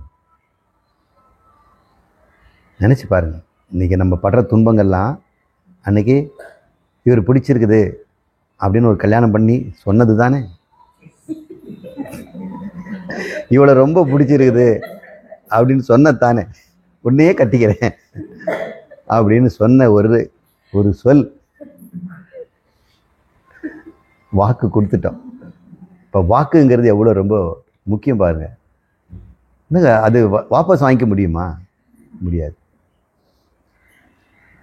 சில சொல்ல வாக்கு வாபஸ் வாங்க முடியாது. யாகாவாராயினும் நா காக்க, காவாக்கால் சோகாப்பர் சொல் இழுக்கப்பட்டு. அந்த சொல்லாலேயே இழுக்கப்படுவார்கள். எதை சொன்னாங்களோ அதுவே தான் அவங்களுக்கு இழுக்கும், வேற ஒன்றும் இருக்காது. தேவையில்லாமல் பேசி ஒரு உண்மையை கூட ஒருத்தர் பேசிட்டாருங்க. ஒரு பெரிய அட்மினிஸ்ட்ரேஷன், அது ஒரு கிரிமினாலஜி டிபார்ட்மெண்ட், கிரைம் பிரான்ச், அதில் இருக்க குற்ற தடவியல் அப்படின்னு ஒரு இடம் இருக்குது. குற்ற தடயியல் சென்னையில் இருக்குது. அவங்க தான் டிஎன்ஏ ஃபிங்கர் பிரிண்டிங், மர்டர் பண்ணாக்கா அந்த வெப்பனில் இருக்கிற பிளட்டு சாம்பிள் எடுக்கிறது, விஷம் குடிச்சு செத்தாக்கா எந்த விஷத்தில் செத்தாங்க, இதெல்லாம் கண்டுபிடிக்க குற்ற தடயியல். அவங்க தான் ஃபிங்கர் பிரிண்ட்ஸ் எல்லாம் பார்க்குறதெல்லாம். அதில் ஒரு டைரக்டர் ரொம்ப மோசமானவர், அவரே குற்றம் செய்கிறார். அசிஸ்டன்ட் டைரக்டர் ஒருத்தர் இருக்கிறாங்க, அவங்க நேர்மையானவங்க. நேர்மையானவங்க ஏன் டைரக்டராக இருக்க முடியலன்னா, 2 பேரும் சமமான படிப்பு, சமமான வயசு, சமமான இருந்தாலும் இவருக்கு கொடுத்துருக்குறாங்கன்னா ஏதோ ஒரு காரணம் தானே. அப்போ அவங்களுக்கு ஒரு பகை இருந்துக்கிட்டே தானே இருக்கும். அவங்க என்ன பண்ணுவாங்க, தனக்கு கீழே வேலை பார்க்குறவங்கக்கிட்டலாம் அதெல்லாம் சொல்லுவாங்க. நாம் என்ன பண்ணுவோம், கீழே வேலை செய்கிறோம், பெரியவங்க டைரக்டர் சொல்கிறாங்க அவர் இப்படி பண்ணுறாருப்பா அப்படின்னு. நாம் என்ன பண்ணோம், நம்முடைய லெவலுக்கு இவங்களுக்குள்ள ஜோலி இருக்கக்கூடாது. அவங்க அடிச்சுக்குவாங்க, நம்ம அது போய் நம்ம கேட்க முடியுமா? ஆனால் அவங்களுக்கு என்ன செய்வாங்க, கீழே வேலை செய்கிறவங்க தானே. அப்போ என்ன பண்ணிட்டாரு, இவங்களுக்குள்ளே பேசிக்கிறாங்க.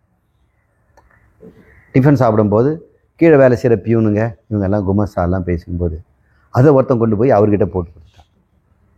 யாருக்கிட்ட?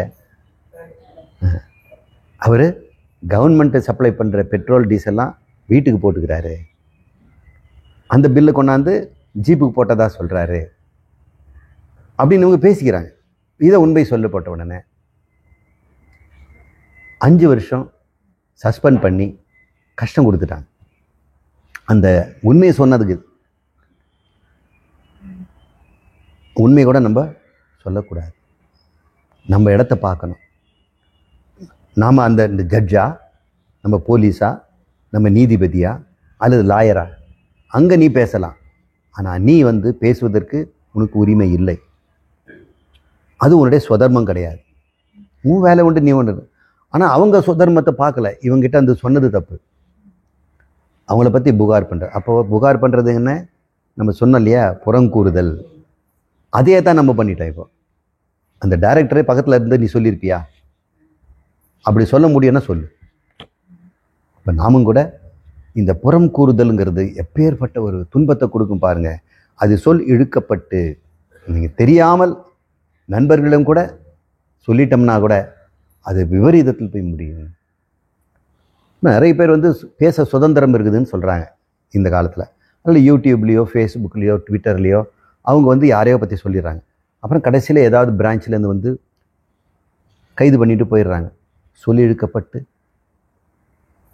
சொல் தானே. பெரிய கவி சக்கரவர்த்தின்னு பேசுகிறவங்கெல்லாம் கூட சொல்லக்கூடாததை சொல்லி தானே நடுத்தரல் நிற்கிறாங்க. எல்லாரும் உலகமெல்லாம் அவருடைய பெருமையே போயிடுச்சு இல்லையா? மிகப்பெரிய எழுத்தாளர்களும் பாடலாசிரியர்களும் திரைக்கதை எழுதினவங்களாம் கூட சொல்லக்கூடாததை சொல்லி, அதனால் சொல்லுதான் ரொம்பவும் அடக்கத்திலே முக்கியமானதுங்கிறார். நீ அடக்க வேண்டியது பேச்சை. ஏன் அப்படின்னா, தீயினால் சுட்ட புண் உள் ஆறும், ஆறாதே நாவினால் சுட்டவடு.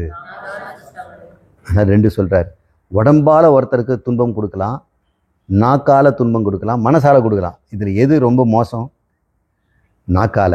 ஆனால் அதுக்கு முன்னாடி மனசில் அவன் நினச்சிட்டான் பாரு. அதனால் அது தெரியாது.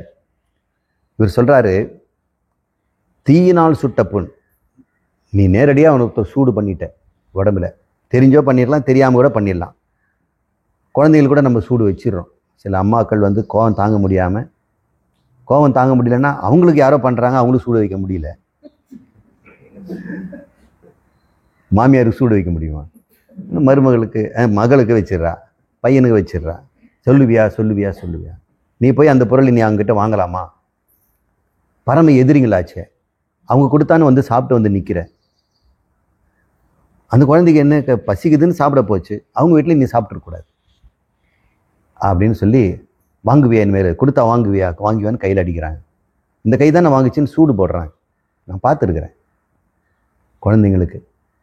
ஆனால் அது கூட அந்த குழந்தை ஆறிடும். ஆனால் பெருசாகிற வரைக்கும் அது மனசில் நிற்குமா? தீயினால் சுட்ட புண் ஆறும், ஆறாதே நாவினால் சுட்டவடு. நம்ம ஏதாவது ஒன்று சொல்லிட்டோம்னா அது வாழ்நாள் வரைக்கும் அவங்க மனசில் வச்சுட்டு வருத்தப்படுறாங்க. சில பேரோட வாழ்க்கையே நாசமாயிடுது. சில பேரோட ரகசியத்தை வெளியே சொல்லி அவங்க தலை கொடுக்க பண்ணாமல், வாழ்க்க முடியாமல், கௌரவம் இழந்து தற்கொலை செய்துக்கு போகிறாங்க. ஏன்? யாரோ ஒருத்தர் அவங்கள பற்றி புகார் சொல்லியிருக்கிறாங்க. அது தேவைதானா? அந்த தீயினால் சுட்டது. அவனுக்கும் மனசு பாதிக்குது. இவன் சொல்லிட்டமேனு இவனுக்கும் பாதிக்குது. நம்ம சொன்ன பிறகு, ஐயோ நம்ம இதை சொன்னதுனால இந்த ஒரு கொலைக்கு, இந்த இந்த மரணத்துக்கு நம்ம காரணமாயிட்டோமே, இவங்க குடும்பம் நாசமாகிறதுக்கு காரணமாயிட்டோமே, இவங்க ஊரை விட்டே போகிறதுக்கு நம்ம இது காரணமாயிட்டோமே, இவங்க தொழிலே விட்டு போகிறது போயிடுச்சு, இந்த வேலையிலேருந்து அவங்கள தூக்கிட்டாங்களே இதை சொன்னதுனால அப்படின்னு நினைக்கும் பொழுது, அன்னைக்கு உனக்கு இன்பமாக இருந்திருக்கலாம், ஒரு நாளைக்கு இன்பம். ஆனால் உன் வாழ்நாள் முழுக்க உன் மனசை குத்திக்கிட்டே இருக்கும். அவனும் வாழ்நாள் முழுக்க அதை கஷ்டப்பட்டுட்டு இருப்பான். அதுக்கு 2 அடி அடிச்சிருங்கன்னு சொல்கிறேன். இப்படிலாம் சொல்லாதீங்க ஐயா, 2 அடி அடிச்சிருங்க, நான் வாங்கிக்கிறேங்கிறான். இப்போ உடம்புல கூட நம்ம துன்பத்தை வாங்கலாம், ஆனால் சொல்லில் யாரையும் காயப்படுத்திடாதீங்க. தீயினால் சுட்ட புண் உள்ளாரும், ஆறாதே நாவினால் சுட்டவடு அப்படின்னு அவர் சொல்கிறார். இப்படி அடக்கமுடைமை பற்றி அழகாக சொல்லியிருக்கிறார். எல்லாமே நம்முடைய அடக்கத்தையும் தமங்கிறதுல தான் பேசிகிட்டு இருக்கிறோம். நம்முடைய எண்ணம், பேச்சு, செயல் மூன்றுலேயும் நம்ம எவ்வளோ கவனமாக இருக்கணும். ஏன்னா நம்முடைய அடுத்த பிறவி இதை சார்ந்து இருக்குது, அல்லது இந்த பிறவியில் இருக்கக்கூடிய சுகதுக்கமும் இதை சார்ந்து இருக்குது. நாம் அடுத்து சொர்க்கலோகம் போகிறதுக்கும் இதுதான் காரணமாக இருக்குது, நரகம் போகிறதுக்கும் இதுதான் காரணமாக இருக்குது. அதனால் எல்லாருமே கவனமாக இருக்க வேண்டியது சொல், செயல், எண்ணம். இந்த மூணுத்தில் முதல்ல இங்கே தான் சரியாக இருக்கணும், அப்புறம் இங்கே, அதுக்கப்புறம் கை கால்.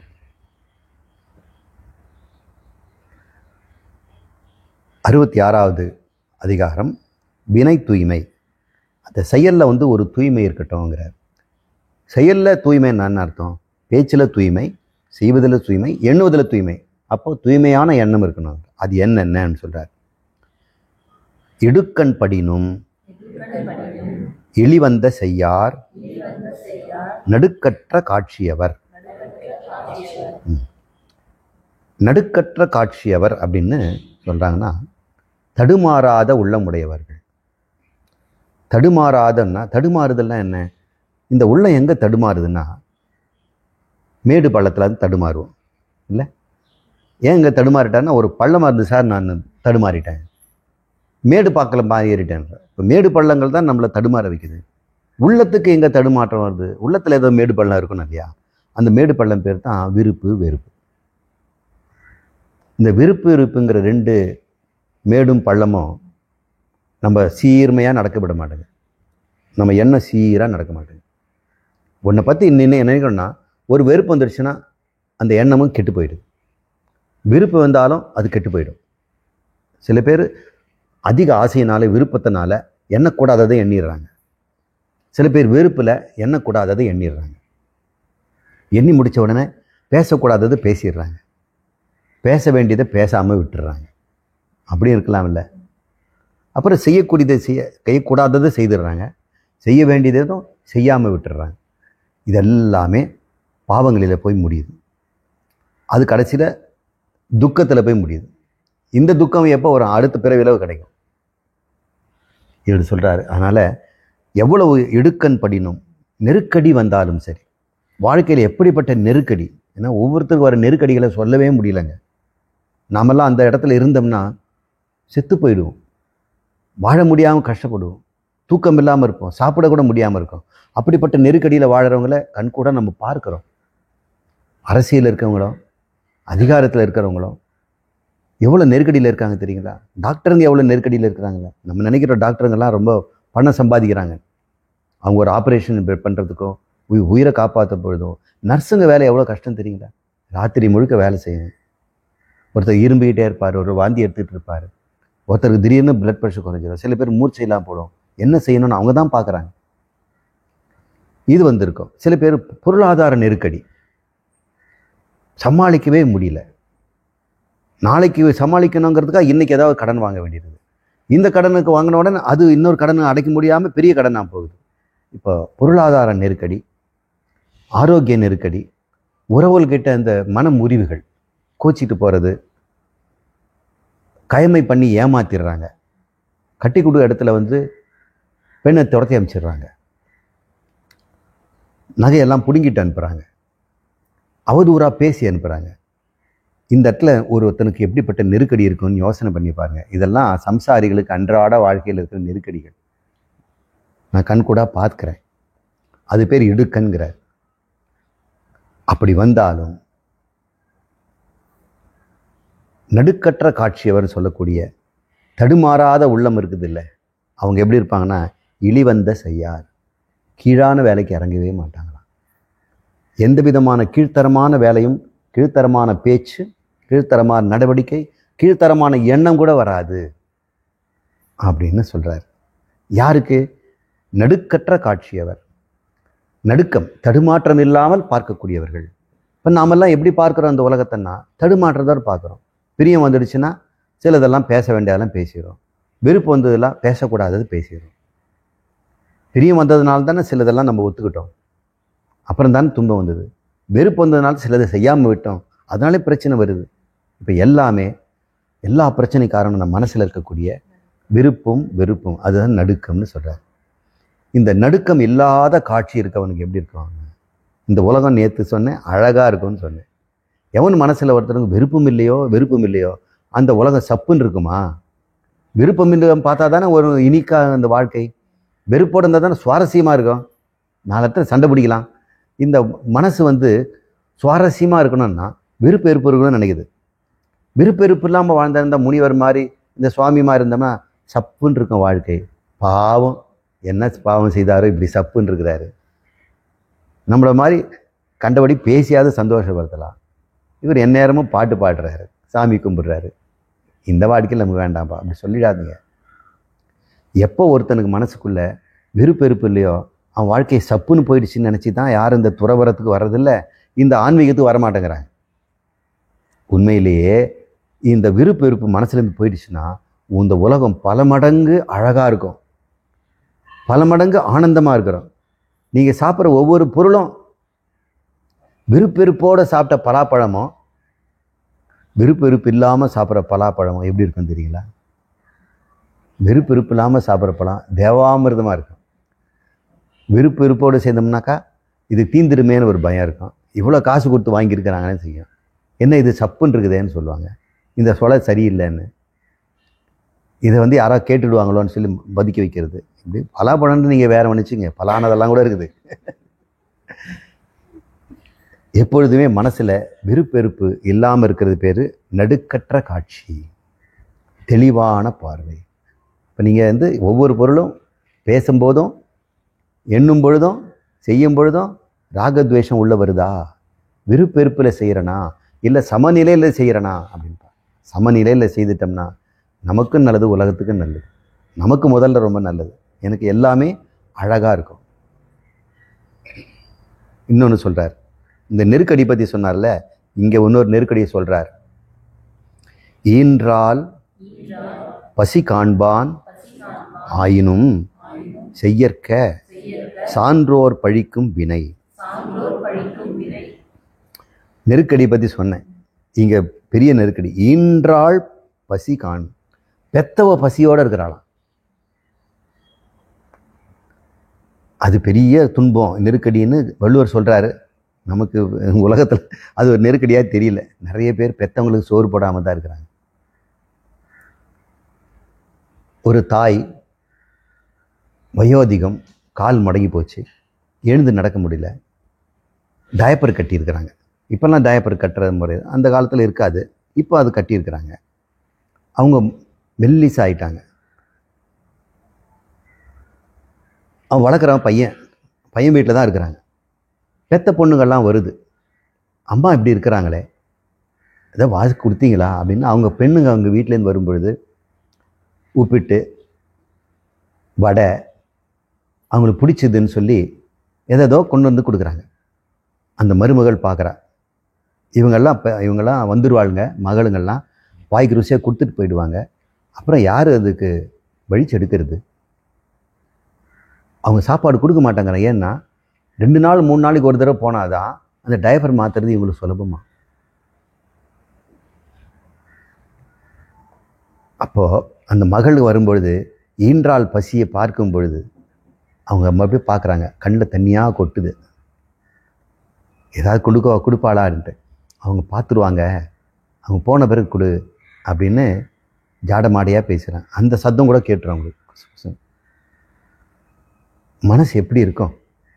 ஈன்றால் அப்படி இருந்து கூட சான்றோர் பழிக்கும் செயலை செய்திடாதீங்க.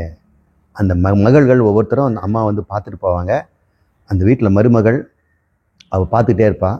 இந்த நாத்தனாருங்கெல்லாம் என்ன பண்ணுறாங்க மாமியாருக்கு எல்லாம் கொஞ்சிட்டு போயிடுவாங்க. எடுத்து போய் பார்த்துக்கலாமில்ல, இவளுங்கெல்லாம் நல்லா தானே இருக்கிறாங்க, நான் தான் நான் இந்த வீட்டில், இவங்களுக்கு எல்லாம் நான் தான் செய்யணுமா? ஏன்னா அவங்களுக்கு தண்ணி கொடுக்கறதுலேயும் சாப்பாடு இருக்கிறது எல்லாமே இவங்க செய்ய வேண்டியது தான். அது என்ன பண்ணுறது? அதுக்காக அவங்க மகளெல்லாம் இந்த வீட்டுக்கு வந்துட முடியுமா? சரி, அம்மாவை கொண்டு போய் அங்கே வச்சுக்க முடியுமா? வச்சுக்க முடியும், ஆனால் விட மாட்டேங்கிறாங்க. ஏன்? கௌரவம். பொண்ணு வீட்டில் வச்சுருக்கிறான், பையன் கவனிக்கலை அப்படின்னு 4 பேர் சொல்லுவாங்க. இப்போ அண்ணன் தம்பிகளை அவங்க சொல்லுவாங்க, அவங்க என்ன அங்கே போயிட்டாரு, இவர் என்ன இங்கே போயிட்டாரு, நான் தானே பார்த்துட்ருக்கிறேன் அப்படின்னு சொல்லி. இப்படியெல்லாம் தாய்க்கு கடமை செய்யறதுக்கு ஒரு பெரிய வாய்ப்பு. அது தெய்வத்துக்கு நீங்கள் கோயிலில் செய்கிற அர்ச்சனை விட பல மடங்கு அது. உங்களுக்கு தெய்வமே ராமரே வந்தால் கூட அவருக்கு நீங்கள் எவ்வளோ நீங்கள் செய்தாங்க கூட அவர் என்ன சொல்லுவார், அந்த அம்மாளுக்கு நீ செய்தல்ல அது தாண்டா பெரிய புண்ணியம், எனக்கு யார் வேணா பண்ணிவிடுவான், சாமி எல்லாரும் செய்துடுவாங்க, ஆனால் இவளுக்கு நீ மட்டும்தானே செய்ய முடியும். அப்போது உனக்கு கிடைச்ச பெரிய வாய்ப்பு இது, இந்த வாய்ப்பை நழுவ விடாத. இப்படியே செய்தால் நான் எப்படி முன்னேறது, இது தாண்டா முன்னேற்றம். இவளை விட்டுட்டு நீ எவ்வளோதான் முன்னேறினாலும் அது உனக்கு பயனே கிடையாது, நரகத்தில் போய் விட போகிற. இது நீ செய்துட்டினா பல பிறவிகளுக்கு சொர்க்கத்திலே வாழ்கின்ற வாழ்க்கையை உனக்கு கொடுக்குறாங்க அப்படின்னு. ஒருவேளை அந்த தாய் உன் பசியை பார்த்துட்டு இருந்தாள்னா, அவள் தானே பெத்தா, உன் பசியை பார்த்து இருக்கிறாளே என்னைக்காவது? பால் நினைந்தூட்டும் தாயினும், குழந்தையே மறந்து தூங்கிட்டு இருக்குது, ஐயோ இப்படி தூங்கிட்டு இருக்குதே வயிற்றுக்கு வந்து துளி அது கிள்ளி எழுப்பி மடியில் போட்டு பால் கொடுக்குறா, அது மறந்தாலும் இவங்க மறக்க மாட்டேங்கிறா. அப்படிப்பட்ட தாய்க்கு ஈன்றால் பசி காண்பான் ஆயினும், ஒருவேளை அவனுக்கு சோறு போட முடியாத கஷ்டப்பட்டா கூட, ஆனால் சான்றோர் பழிக்கும் செயலை மட்டும் செய்திடாத, பெரிய நெருக்கடியை நமக்கு தலைமுன்னாலே வைக்கிறார். சரி, இந்த எண்ணங்களை தானே நம்ம ரொம்ப முக்கியம்னு சொல்கிறோம். இப்போ நம்ம நிறைய கர்மங்களை எண்ணத்தில் தானே செய்கிறோம், மனசில் தான் நிறைய கர்மங்களை நம்ம செய்கிறோம். செய்யறது வெளியே கம்மியாக இருக்கலாம், பேசுறது கம்மியாக இருக்கலாம், என்றதானே அதிகம். அப்போ ஒருத்தன் எங்கே நிறைய ஓவர் டைம் ஒர்க் பண்ணுறான், இங்கே தான் ஒர்க் பண்ணுறான். அப்போ இங்கே இடத்துல தான் நிறைய நமக்கு கர்மங்கள் நடக்கிறதுனால அது எப்படி செய்யணுங்கிறாரு. எண்ணிய எண்ணியாங்கு எய்துப எண்ணியார் திண்ணியர் ஆகப் பெறின். ஒரு எண்ணத்தை திண்ணியர் ஆகணுமா? எந்த ஒரு எண்ணமோ நமக்கு இது சிறப்பை கொடுக்கும், நன்மையை கொடுக்கும், தேர்ந்தெடுத்துட்டோம் இந்த எண்ணம் தான் நல்லது அப்படின்னு, அந்த எண்ணத்தை நாம் உறுதிப்படுத்தணும், அதை நழுவிடக்கூடாது. இன்னைக்கு ஒரு எண்ணுவாங்க, நாளைக்கு ஒன்று சொல்லுவாங்க, இன்னைக்கு ஒன்று பேசுவாங்க, நாளைக்கு ஒன்று சொல்லுவாங்க, என்னங்க இப்படி செய்ய போகிறேன்னு சொன்னீங்களே, இல்லைங்க மாற்றிக்கிட்டேன் அப்படி ஒரு எண்ணம் இருந்ததுன்னா அதை முடிக்கும் வரை நீ அந்த எண்ணத்திலேருந்து நழுவக்கூடாது, வேறு எண்ணம் குறுக்கிடக்கூடாதுங்கிறார். அதான் எண்ணிய எண்ணியாங்கு எதுவர் அப்படின்னா, நீ எண்ணியது எதுவோ அது உனக்கு கிடைச்சிடும். பணம் தான் வேணும்னு ஒரு எண்ணம் வந்துடுச்சுன்னா பணம் வந்துடும். இது பேர் லா ஆஃப் அட்ராக்ஷன்ன்றாங்க. சில ஃபிலாசபி சொல்கிறாங்க லா ஆஃப் அட்ராக்ஷன். நீங்கள் என்னங்க பிரபஞ்சம் உங்களுக்கு கொடுக்குமா, இதை தான் அவர் சொல்லியிருக்கிறார். இதெல்லாம் இந்த பிரபஞ்சம் பாசிட்டிவ் திங்கிங் இதெல்லாம் இவர்கிட்ட பிச்சை வாங்கணும். வள்ளுவர் சொல்கிறாரு, உன் எண்ணம் குறிக்கோளை அடையும் வரை பிசகாமல் அங்கேயே போச்சுன்னு சொன்னால் குறிக்கோள் எப்படி வராமல் போயிடும், வந்துடும். ஊசியில் நூல் கோக்குறோம், நுழைக்க அது வெளியே போகுது, விட்டுறோமா? உள்ளே போகிற வரைக்கும் செய்கிறோம் இல்லை, அடைஞ்சிடும் இல்லை. ஒவ்வொரு சின்ன விஷயத்திலும் நாம் அதுக்காக தூக்கி போட்டுடுறோமா? சரி, நீங்கள் போட்டாலும் யாரோ பையன் வந்தானா, டே இது கோத்து கொடுறான்னு சொல்கிறோம்ல, அது விடுற வரைக்கும் விட மாட்டோமே. இல்லைன்னா கண்ணாடியாவது போட்டு லென்ஸாவது போட்டு அதை பண்ணுவோம். எவன் ஒருவன் அந்த காரியத்தை செய்து முடிக்கும் வரை எண்ணத்திலிருந்து விலகாமல் இருக்கிறானோ அவன் அந்த காரியத்தை செய்து முடிப்பான். ஒவ்வொரு காரியத்தை தடங்கள் வரும், ஆனால் எண்ணும் பொழுதே இது நம்மளால் முடியக்கூடிய காரியமாக நீ பார்க்கணும். முடியாத காரியத்தை சொல்லக்கூடாது. அமெரிக்க ஜனாதிபதி ஆவேன் அப்படின்னு நீங்கள் எண்ணம் வச்சுட்டு நீங்கள் தினமும் எண்ணிக்கிட்டு இருந்தால் முடியுமா? முதல்ல நீங்கள் உங்களால் செய்யக்கூடிய காரியம் என்னன்னு பார்க்கணும். அந்த காரியத்தை நீ செய்வதற்கு எண்ணம் இருக்கணும். அதான் எண்ணிய. இப்போ இது தமத்தில் வராவிட்டாலும் இது ஒரு வகையான தமந்தான். வேண்டாத எண்ணங்களை விட்டு வேண்டிய எண்ணங்களை நீடுதிர் வைத்தல். இன்னொன்று சொல்கிறாரு, உருவு கண்டு எல்லாமை வேண்டும் உருள் பெறும் தேர்க்கு அச்சாணி அன்னார் உடைத்து. ஒருவருடைய செயலை வைத்து நம்ம எடை போடுறோம். ஆனால் நிறைய பேர் செயலை வச்சு எடை போடுறது, உருவத்தை வச்சு தான் எடை போடுறேன். ஒரு முறை சென்டினரி ஆடிட்டோரியம் அப்படின்னு சென்னையில் இருக்குது. நான் படித்த பல்கலைக்கழகத்தில் 5000 பேர் ஒரு சமயத்தில் உட்காரலாம். இப்போ அதை விட பெரிய பெரிய அரங்கெல்லாம் இருக்குது. அன்றைக்கி அதுதான் ஏசி போட்டு 5000 பேர் உட்காருவாங்க. கான்வெகேஷன்லாம் அதெல்லாம் நடத்துவாங்க பட்டம் கொடுக்கறதுக்கு. அதில் ஒரு வயலின் கான்செர்ட் அப்படின்னு நடத்துறது சொல்லியிருந்தாங்க. அவர் யாருன்னு தெரியல. அடுத்து ஒருத்தர் வந்து வயலின் வாசிப்பார் அப்படின்னு சொன்ன உடனே ஸ்க்ரீன் திறக்கிறாங்க. இப்போ நடுமத்தியில் சேரில் ஒருத்தர் உட்கார்ந்துருக்கிறார். பார்த்தா கண்ணங்கரையல்னு பார்க்க அவலட்சணமாக யாரும் அவர் பார்த்து எல்லாம் என்னவோ நினச்சிட்டு இருந்தவங்க ஓன்னு சத்தம் போட்டாங்க. எல்லாம் கேலி பண்ண ஆரம்பிச்சிட்டாங்க. எல்லாம் விசில் அடிக்கிறாங்க. சில பேர் காகிதத்துக்கு வீசினாங்க.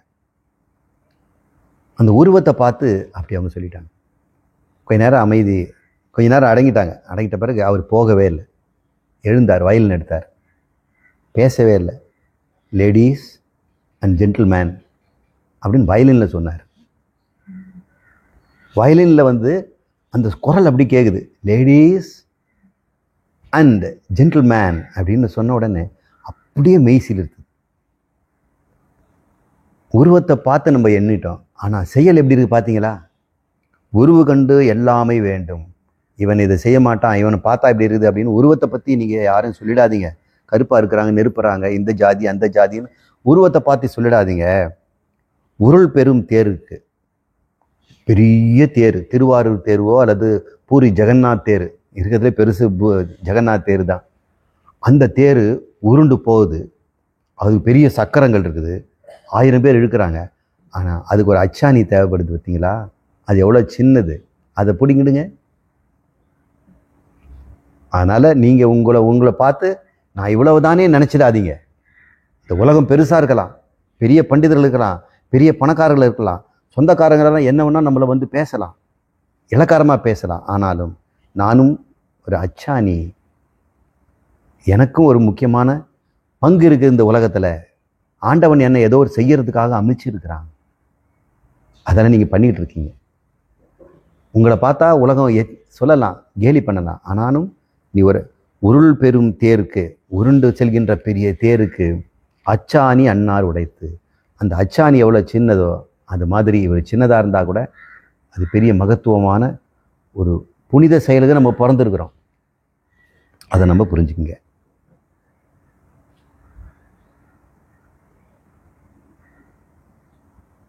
ஒரே ஒரு குரல் மட்டும் பார்த்துட்டு இங்கே செய்வோம். இந்த வினையை செய்வதற்கு, இந்த கர்மங்களை செய்வது, மனதாலும் பேச்சாலும் உடம்பாலும் செய்வதற்கு என்னென்ன வேணும்னு அவர் சொல்கிறார். பொருள், கருவி, காலம், வினை, இடனோடு 5ம் இருள் தீர எண்ணி செயல்.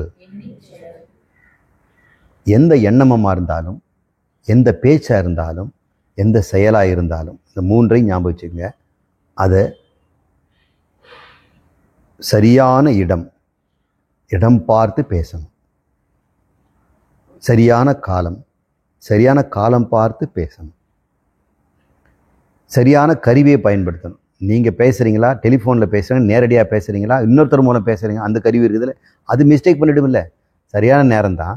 நீங்கள் இன்னொருத்தர் மூலம் சொல்லி அமைச்சிருக்கிறீங்க, அவன் மாற்றி சொல்லிவிடுவான், தப்பாக சொல்லிவிடுவான், மரியாதை இல்லாமல் சொல்லிவிடுவான். அப்போ ஒரு காரியம் இருந்ததுன்னா அது எப்படி இருக்கணும் அப்படிங்கிறாரு. சரியான பொருளை பயன்படுத்தணும். சரியான பொருள்னா அந்த வார்த்தைகள், என்ன வார்த்தைகளை சொல்ல போகிறோம், இந்த வார்த்தைகளை வச்சு தான் இந்த எதிர்காலமே இருக்குது அப்படின்னா எப்படி இருக்கும்? ஆஞ்சநேயர் இருக்கிறார். அவர் சீதையை கண்டுபிடிக்கிறதுக்கு லங்காபுரிக்கு பறந்து போகிறார். பறந்து பார்த்துட்டு வர்றார்.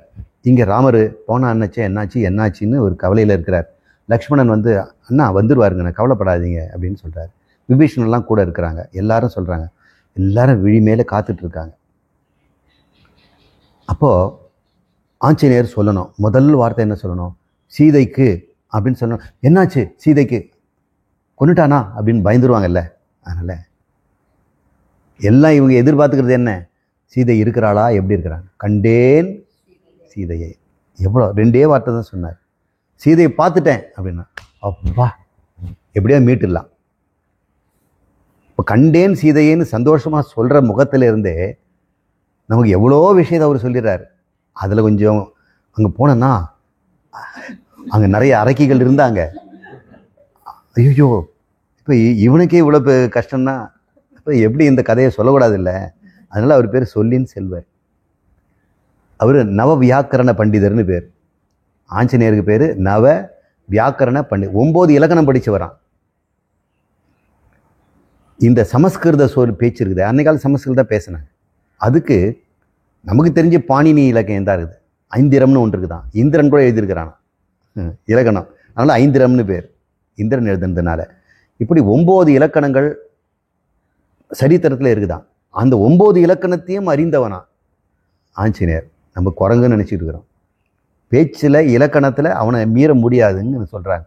அதனால் அவர் நவ வியாக்கரண பண்டிதர்னு பேர். இப்போ அவருக்கு சொல்லின் செல்வர்னு கம்பர் சொன்னதுக்கு ஒன்றும் பெரிய விஷயம் இல்லைல்ல. அதனால் அவர் எப்படி வருது, காலத்தை பார்த்து இடத்தை பார்த்து என்ன சொல்லணுமோங்கிறது பேர் பொருள். பொருள் கருவி. எந்த கருவி?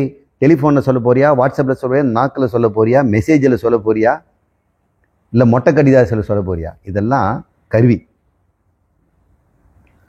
காலம், எந்த காலத்தில் கொண்டு போய் சொல்லணும், இப்போ வெயிட் பண்ணுங்க, இப்போ சொல்ல வேண்டாம். இடம், இப்போ நல்ல இடம் தான், ஆனால் வீட்டில் இருக்கிறாரு, வெளியே வந்துடுவார். இப்போ இடத்தையும் பார்த்து சொல்லணும். காலையிலையா மாலையிலையா, வீட்டுக்குள்ளேயா ஆஃபீஸ்லையா, இல்லை கோயிலில் இருக்கும்போதா. வினை, அதை செய்கிறது. இதை 5ம் இருள் தீர எண்ணி செயல். இதில் எதுவும் டவுட் வந்துடக்கூடாதான், இருள் இருக்கக்கூடாதான். பியூரா அது இருள்னா வெளிச்சம் போட்டு செய்யுங்க அப்படின்னா என்ன அர்த்தம்னா கரெக்டாக செய்யுங்கன்னு அர்த்தம்.